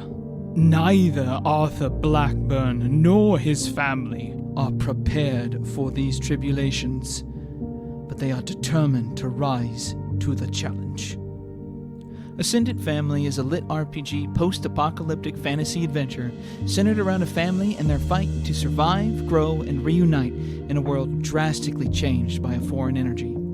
They will fight beasts, monsters, and even their fellow man as they try to keep themselves and their community alive and safe.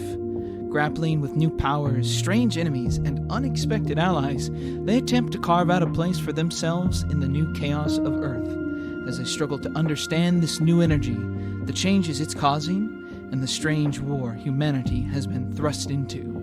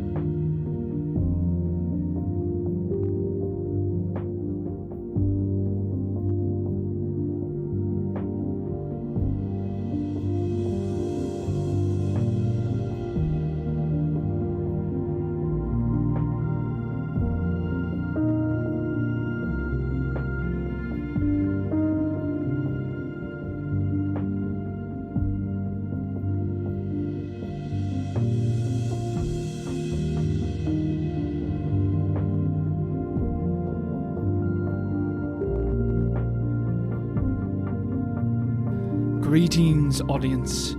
Please gaze upon the majestic makers of maps who enhance our stream. These colorful cartographers have no equal, and if you too wish to tread upon their velveteen creations, simply head to one of their Patreons below.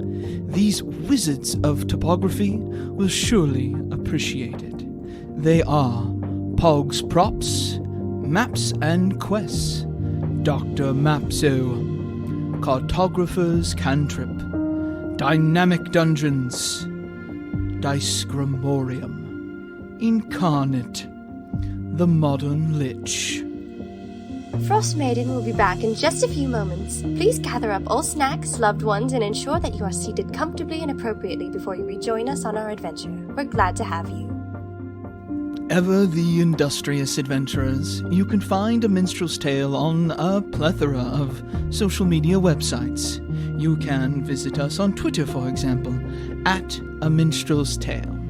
And, please, don't forget that we stream every Saturday at 6 p.m. Pacific Standard Time. You can find us at twitch.tv/Minstrel's Tale.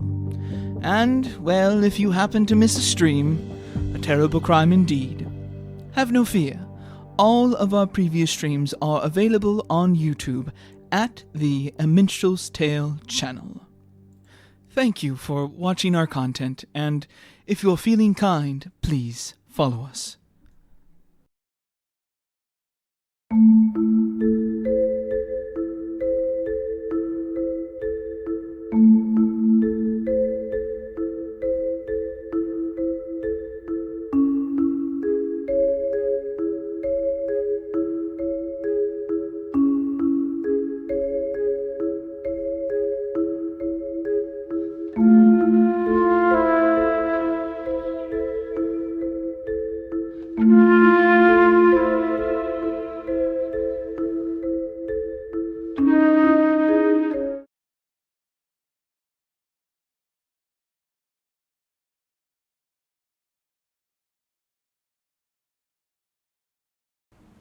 All right, and with that, we are back. Thank you all for sticking around, getting a break. Hopefully, you all got hydrated, got some snacks.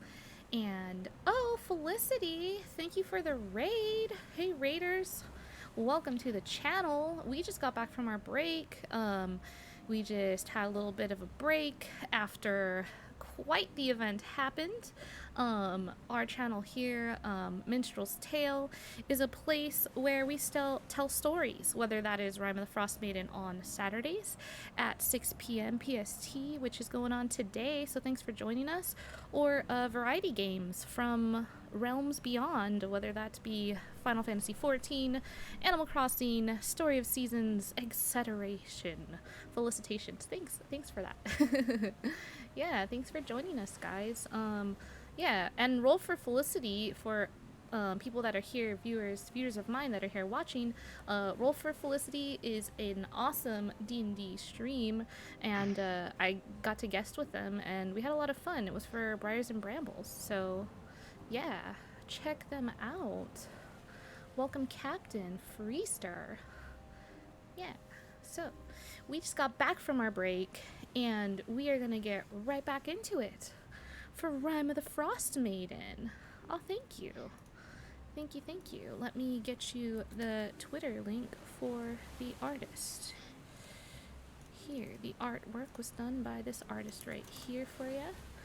So yeah, check them out. So, our players here had just set out to the lake's edge and called upon Niru, a merid genie, and had quite the exchange. There was a lot of lore drop, knowledge drop, and she just vanished, splashing them all as she did so. Xarius had prestidigitation, everyone cleaned up, and I believe the party is going to head back to town. Party, let me know what you would like to do. Yes, I'm heading back to town. Yeah. Yeah, we all wanted to reconvene at the inn, right? Yeah, that sounds good before we head off. Sounds good. So, let's go ahead and activate our overworld map. So, we are getting back over to, back to Bremen. The party members getting back from the water's edge over to, I believe the Buried Treasure it's called, which is run by Cora. The Buried Treasure Inn, where you guys had just left Dory munching on Cinnabuns and kind of in their own world with their familiar ham bone. As you return, is there anything you guys would like to say before you return back to the inn? Sorry, before I'll jump right back into it. Like walk and talk. We need to work on some stealth training. Look, I'm stealthy for a while. I was following you for quite a while. Were you? And what exactly was it that had this all fall apart? When I crept up behind you. So what did we learn? I shouldn't creep up behind people. At least not if you're going to get noticed. She smiles. Well, Terpsy gave me the go-ahead. Like I said. You dare blame it on Unterpsy? Her stealth, I will have you know, is it's unmatched. Her stealth is it's unmatchable. While I am inclined to agree, normally I did spy her first. See? Well, I'm stealthy. Well, if you want to get technical, you actually spied me first. So you do admit that you are working with him. Excellent. No. I'm just saying that you found me first. You saw me first before you saw anybody else, and she was so sneaky that I didn't even know she was there. Well, if you weren't sneaking with them, I suppose that doesn't really count, does it? Let's go. And she just like, yeah, we had good intentions. She has this big smile, like I got you. She like, I imagine, and Terpsy, correct me if I'm wrong, but I imagine Mistral like has like you and her like linking arms as you're walking. Yes, Okay. but Terpsy's kind of like looking at the ground. She's like not interacting. She's in the zone. Oh my gosh. Aw. I do not perceive. Yeah, so as she kind of just like blows it off with Charlotte, she just kind of pushes through and forward, trying to bring Terpsy along with her if you'll go with her.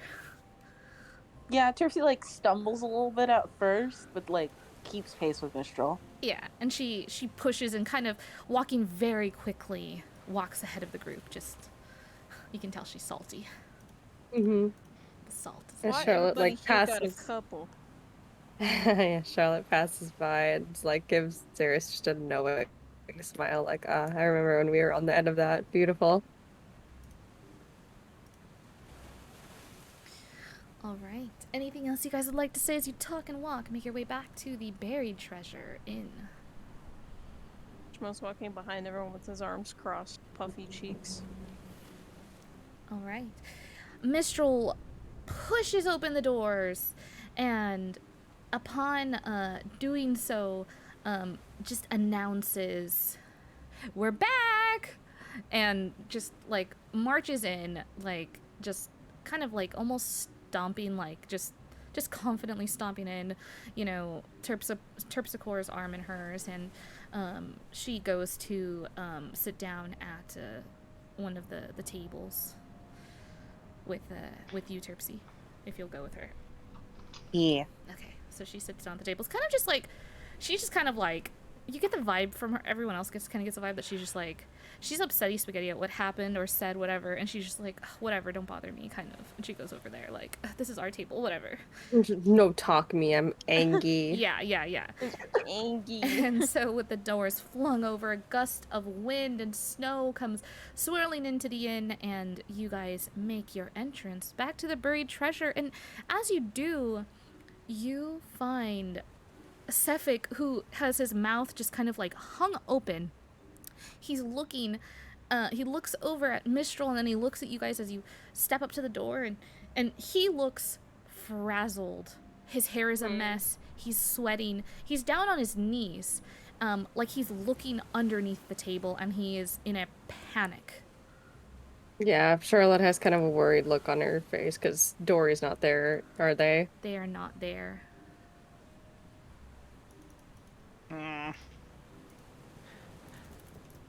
I will go and try and calm Sefik down and just give him cliff notes of the conversation we had. As you walk up to him and approach him, he stands up, desperately trying to regain his composure, and Zarius, they were just right here. They were just right here, Sefik? eating the Sefik? sticky buns, and they vanished. Sefik, please. I will explain everything. Sit down, relax. It's not your fault. It's got to be some kind of trick. I know they like No, pranks. it's not a trick. He's Her drenched in patron- sweat. Drenched. Her patron brought her. I don't think I've ever seen you sweat. This is a little impressive, if I'm being honest. Dory's patron hopefully brought them back to the Feywild.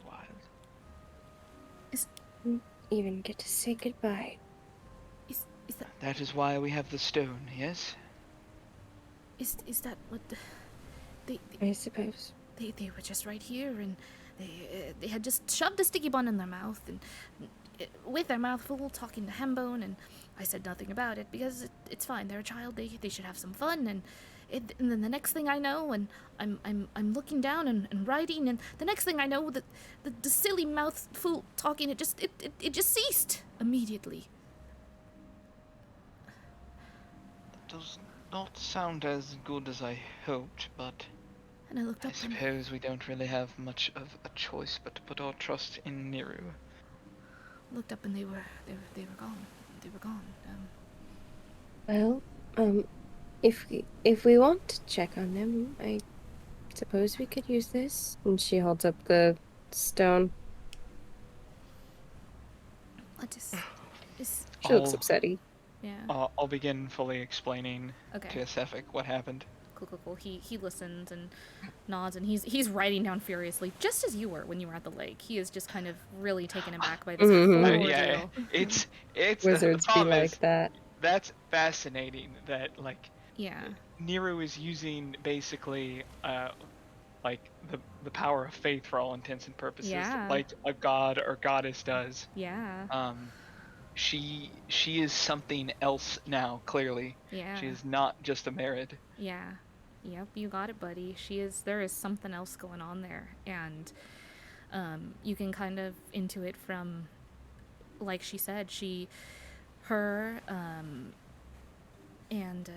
they tried to do some type of research, but they didn't get her and Velafera. They didn't get what they were looking for. So you can intuit that thousands and thousands of years of research was done. And yeah.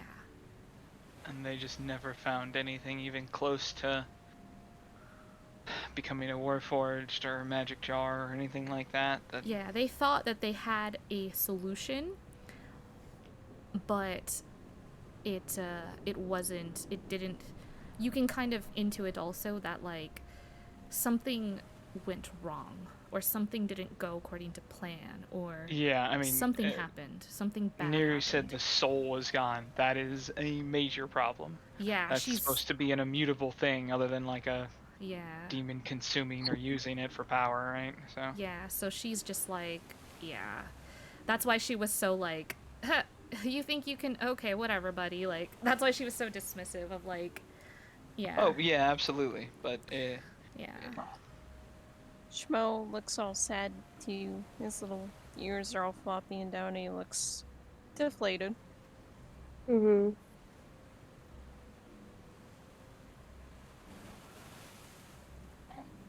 Would anyone like to use the stone?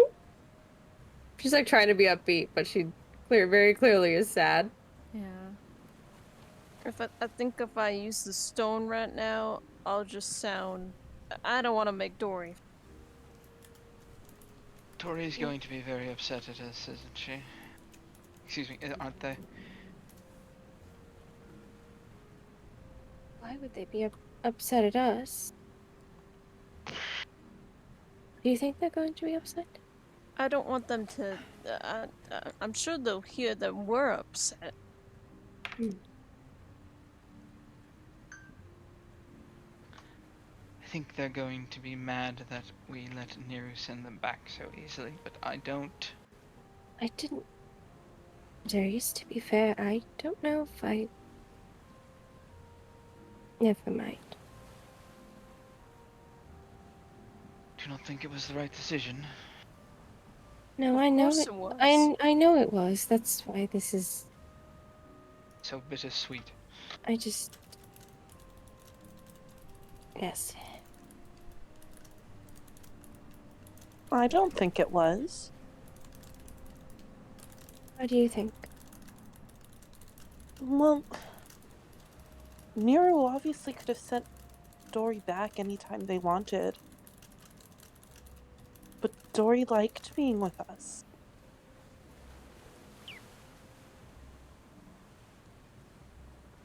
And we liked being with Dory, but I do think that if they can be with their parents, they should. Being with one's parents isn't always the best thing for someone.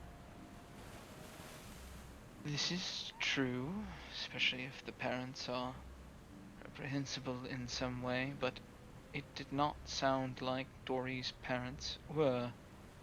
It sounded like they cared for them. At the very least, their sister cared for them quite dearly. Yes, she did. I got the chance to speak with her. It sounded like, well, their sister, adored Dory quite a bit, and was, actually was quite worried, for their situation, so probably a good thing. I know I have no right to feel like this. No, it's alright to feel frustrated. There was no perfect solution here. Sometimes we can craft one, sometimes we can't. I'm not so much frustrated as I am a little shocked. I wish I could have given them a proper goodbye, or at least known that there was going to be a goodbye so soon. Yes. I should have given them all my raisins last I chance I had. I should have allowed them to have sticky buns every day. Schmo's crying. Charlotte's crying. Let us send them a hello and a goodbye and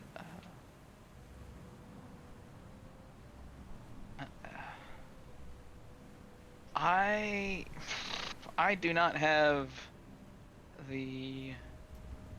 I don't know what Zarius would say, and I don't have the mental wherewithal to try and craft what he would say to Dory as a goodbye.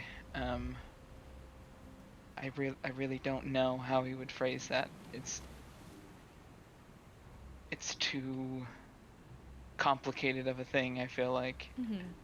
But he does, and maybe that's exactly what it is. Maybe it's this garbled, mangled, very unceremonious, very unput together message that Zarius sends.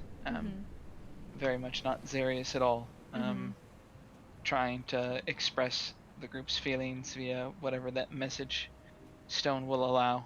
Yeah. All right, so you send that message, and as you do, you see this this stone kind of begin to glow, and you see 3 kind of small sigils on it glow as you start to send the message, and as you send the message, one of them disappears, the other two remain glowing, and you get there's a silence for a moment, but one of them disappear, and you're all kind of just standing there. I would have told Zarius to reserve the last 3 words of that sending for "I love you." You have to put an "I love you" in there. Why not? You're all just kind of like standing around. Zarius has the stone in his hand, and the 2 sigils that remain, they kind of almost pulsate a little bit, and there's just this long pause. A moment goes by, and a couple more moments, and while this is happening, Terpsy, what are you doing at the table over there with Mistral? She's looking at them all mad. She's upset. Oh shit. Yeah, so Terpsy's just kind of glaring, I guess. So you're like glaring at the rest of the party. Yeah, she's like really mad. Wow, yeah. So, if any of you look Terpsy's way, she's like glaring over at you, and as Upsetty spaghetti. upsetty spaghetti, literally. Schmo like looks over at Terpscore, and this is enough to bring him onto the brink of tears. And he starts crying like a pathetic man, and he gets on his knees. Oh my god. Schmo. Charlotte had like just stopped crying and was like pulling her cloak up over her face. And then, as Charlotte, as Schmo falls to the ground, just in a mess of tears, snot and tears just building up on the floor below him, and Charlotte kind of bringing her cloak up, the stone has like this faint pinging noise from it. It's like a soft chime, and it chimes twice, and you get a message back, and it's Dory, and they say, "I know I have to go now because I really miss my family, but you guys were my family here, and I'm gonna miss you so much, and thank you. Oh, and don't forget, always have fun." Oh my god. Charlotte breaks again and just pulls her hat over her face. Yeah, Schmo's wailing on the floor. Come now. Dory would not want to see all of you in this state.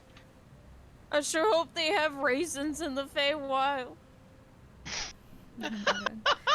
Sefik kind of puts a hand on your shoulder, and he's holding like a handkerchief, and he hands it to you, Schmo, and he kind of whispers over to you. He's like, "Come on, man, clean yourself up. You're making a mess on the floor, and like Dory just said, they're fine, and they said you should have fun, and I can assure you that they do in fact have raisins in the Feywild. So I'm not having fun right now, but I'm glad they're gonna have fun with their family." Yeah, and they're gonna have, if they want raisins, they can find them in the wild of the Feywild. So that's really Raisins don't grow on bushes. They're grapes. They're dehydrated grapes. And she like slams her fist on the table. Schmo's handing, he tosses the already wet, soaked rag back at him. He no, it's yours now, I insist.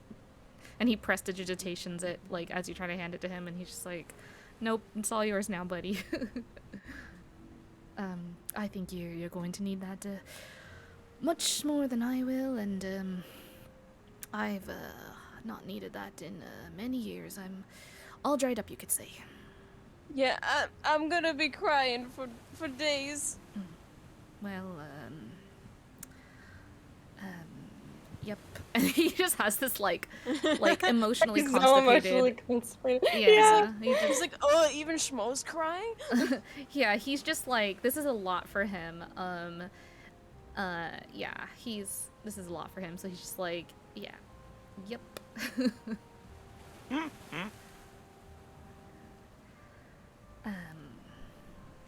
Mistral is trying as Terpsy is just like freaking glaring at the group. Are you still glaring at the group, girl? Yeah, she's so Okay. mad. As you're glaring So at the mad. group, Mistral is just trying her hardest to play on her lyre. She's trying so hard to play on her lyre, and she's trying to like put together a song about you and your book. And she's just like trying her best, but that was a nat 1 on the dice.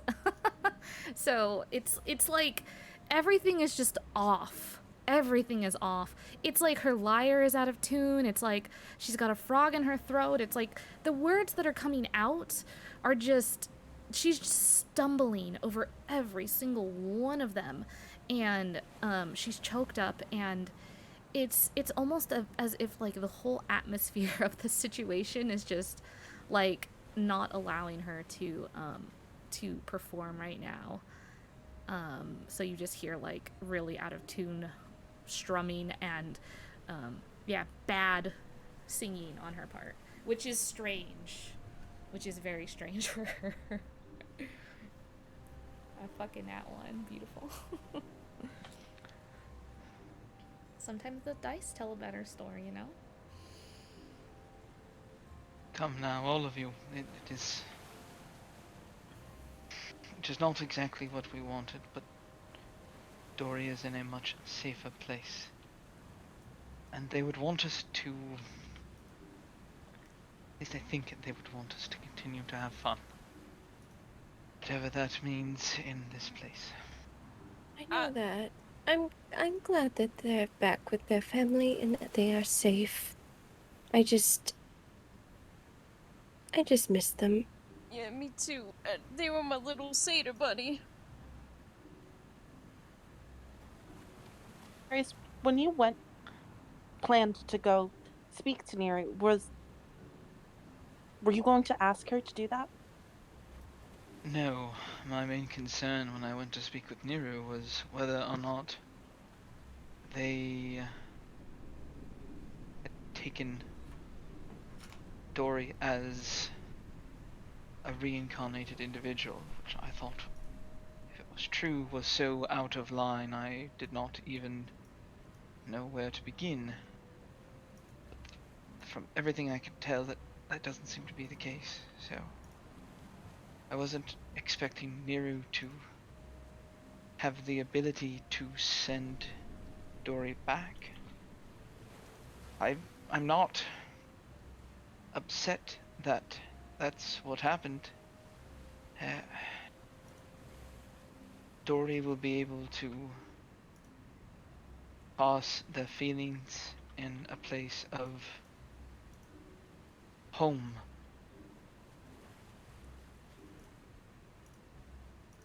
But we took that choice away from them.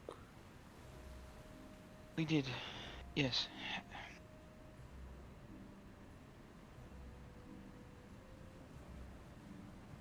If you're asking if that was the right thing to do, I don't know. What I do know is that sometimes elders or adults are... If you are responsible for someone, you have to do what is best for them, or what you think is best. Well, I suppose the only way forward is to ensure that we make Icewind Dale a safe place, so that if they want to, they can visit again. That is going to take some doing, but I am up for it. I'm gonna put a rubber guard on every corner of Icewind Dale. Schmo, I think it's more the Durgar and the engine of destruction we need to Oh, be no. concerned with. No, wrap let them up. let him have this. She's like I'll wrap shushing them up in Xarius. blankets so that they can't hurt people.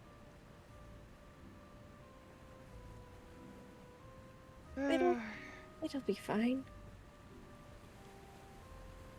I'll even wrap my own horns up.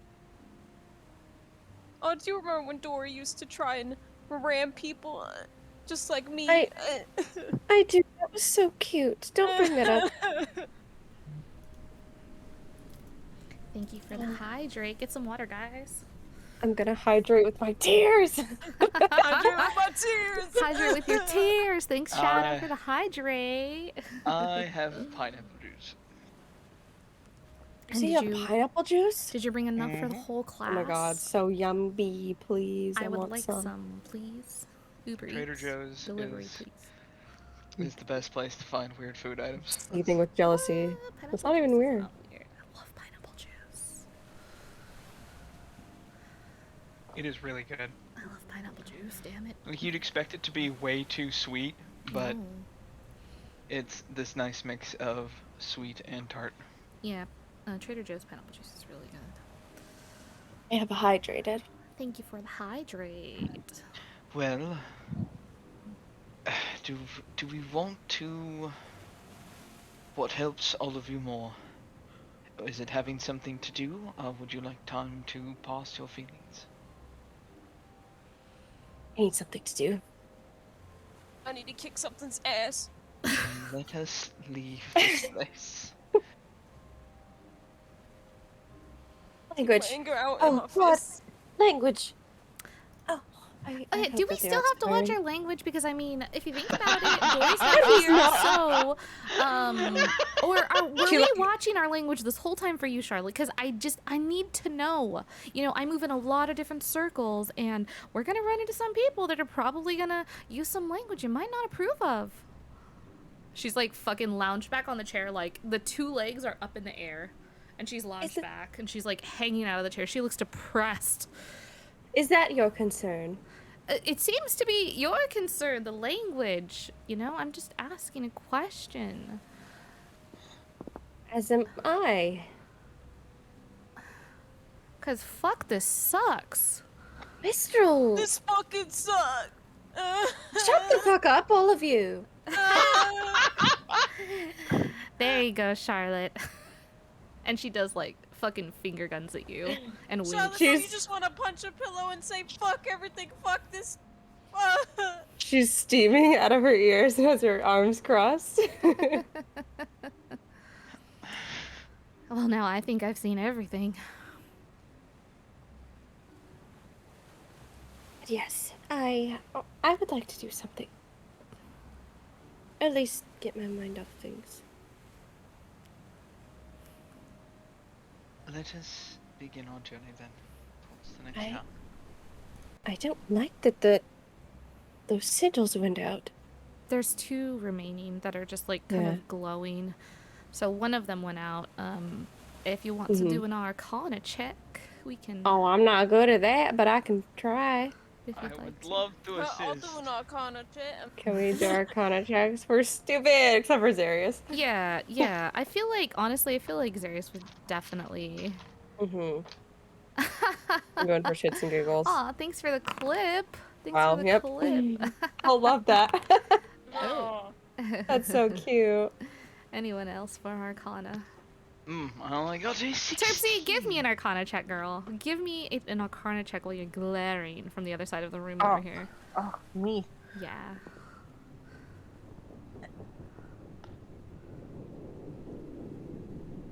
Hey, also a 16. All right. Zarius and Terpsichore, you both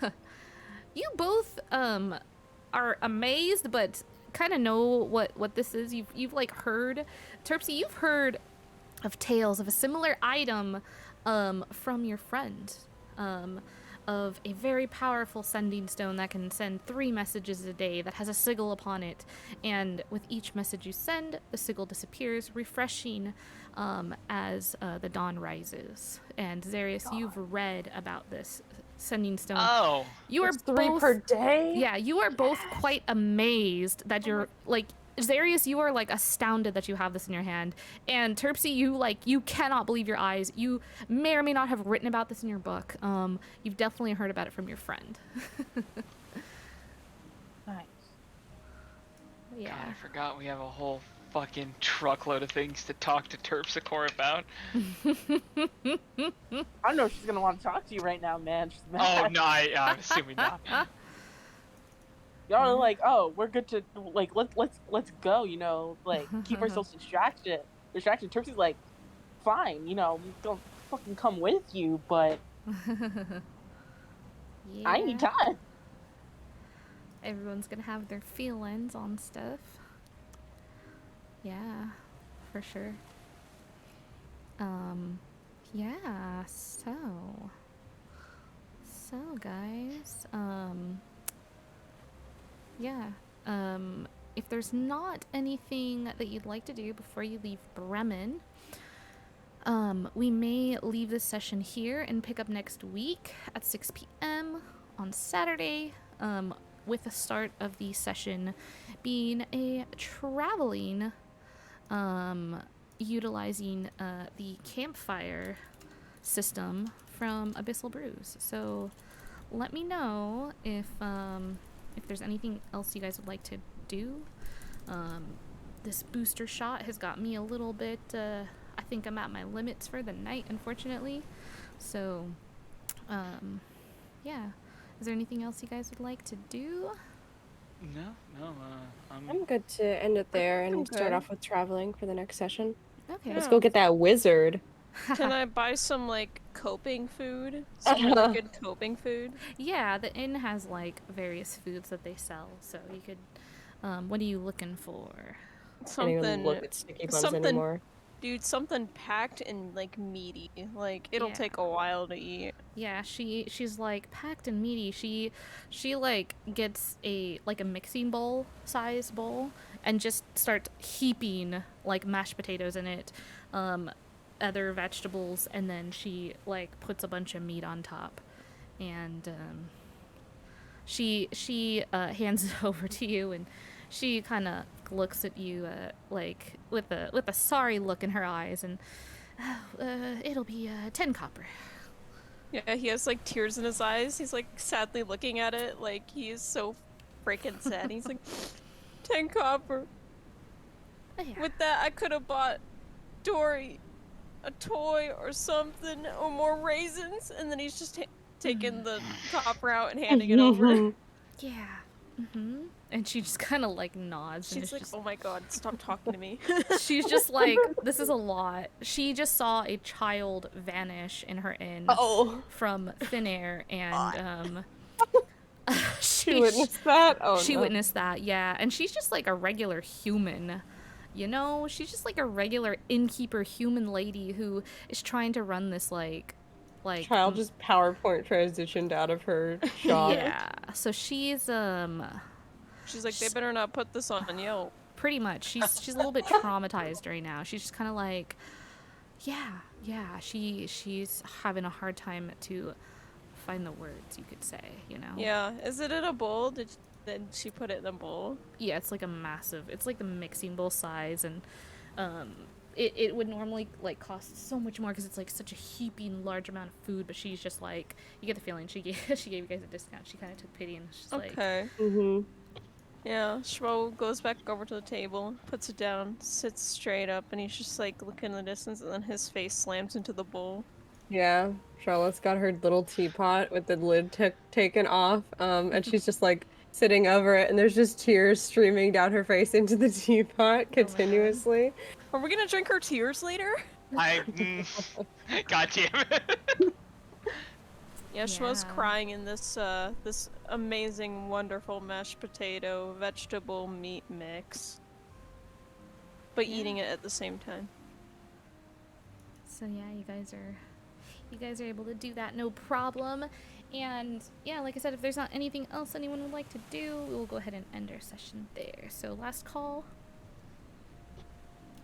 I'm good. All right. So, yeah, with that, we're going to go ahead and end this session. Thank you all for joining us tonight.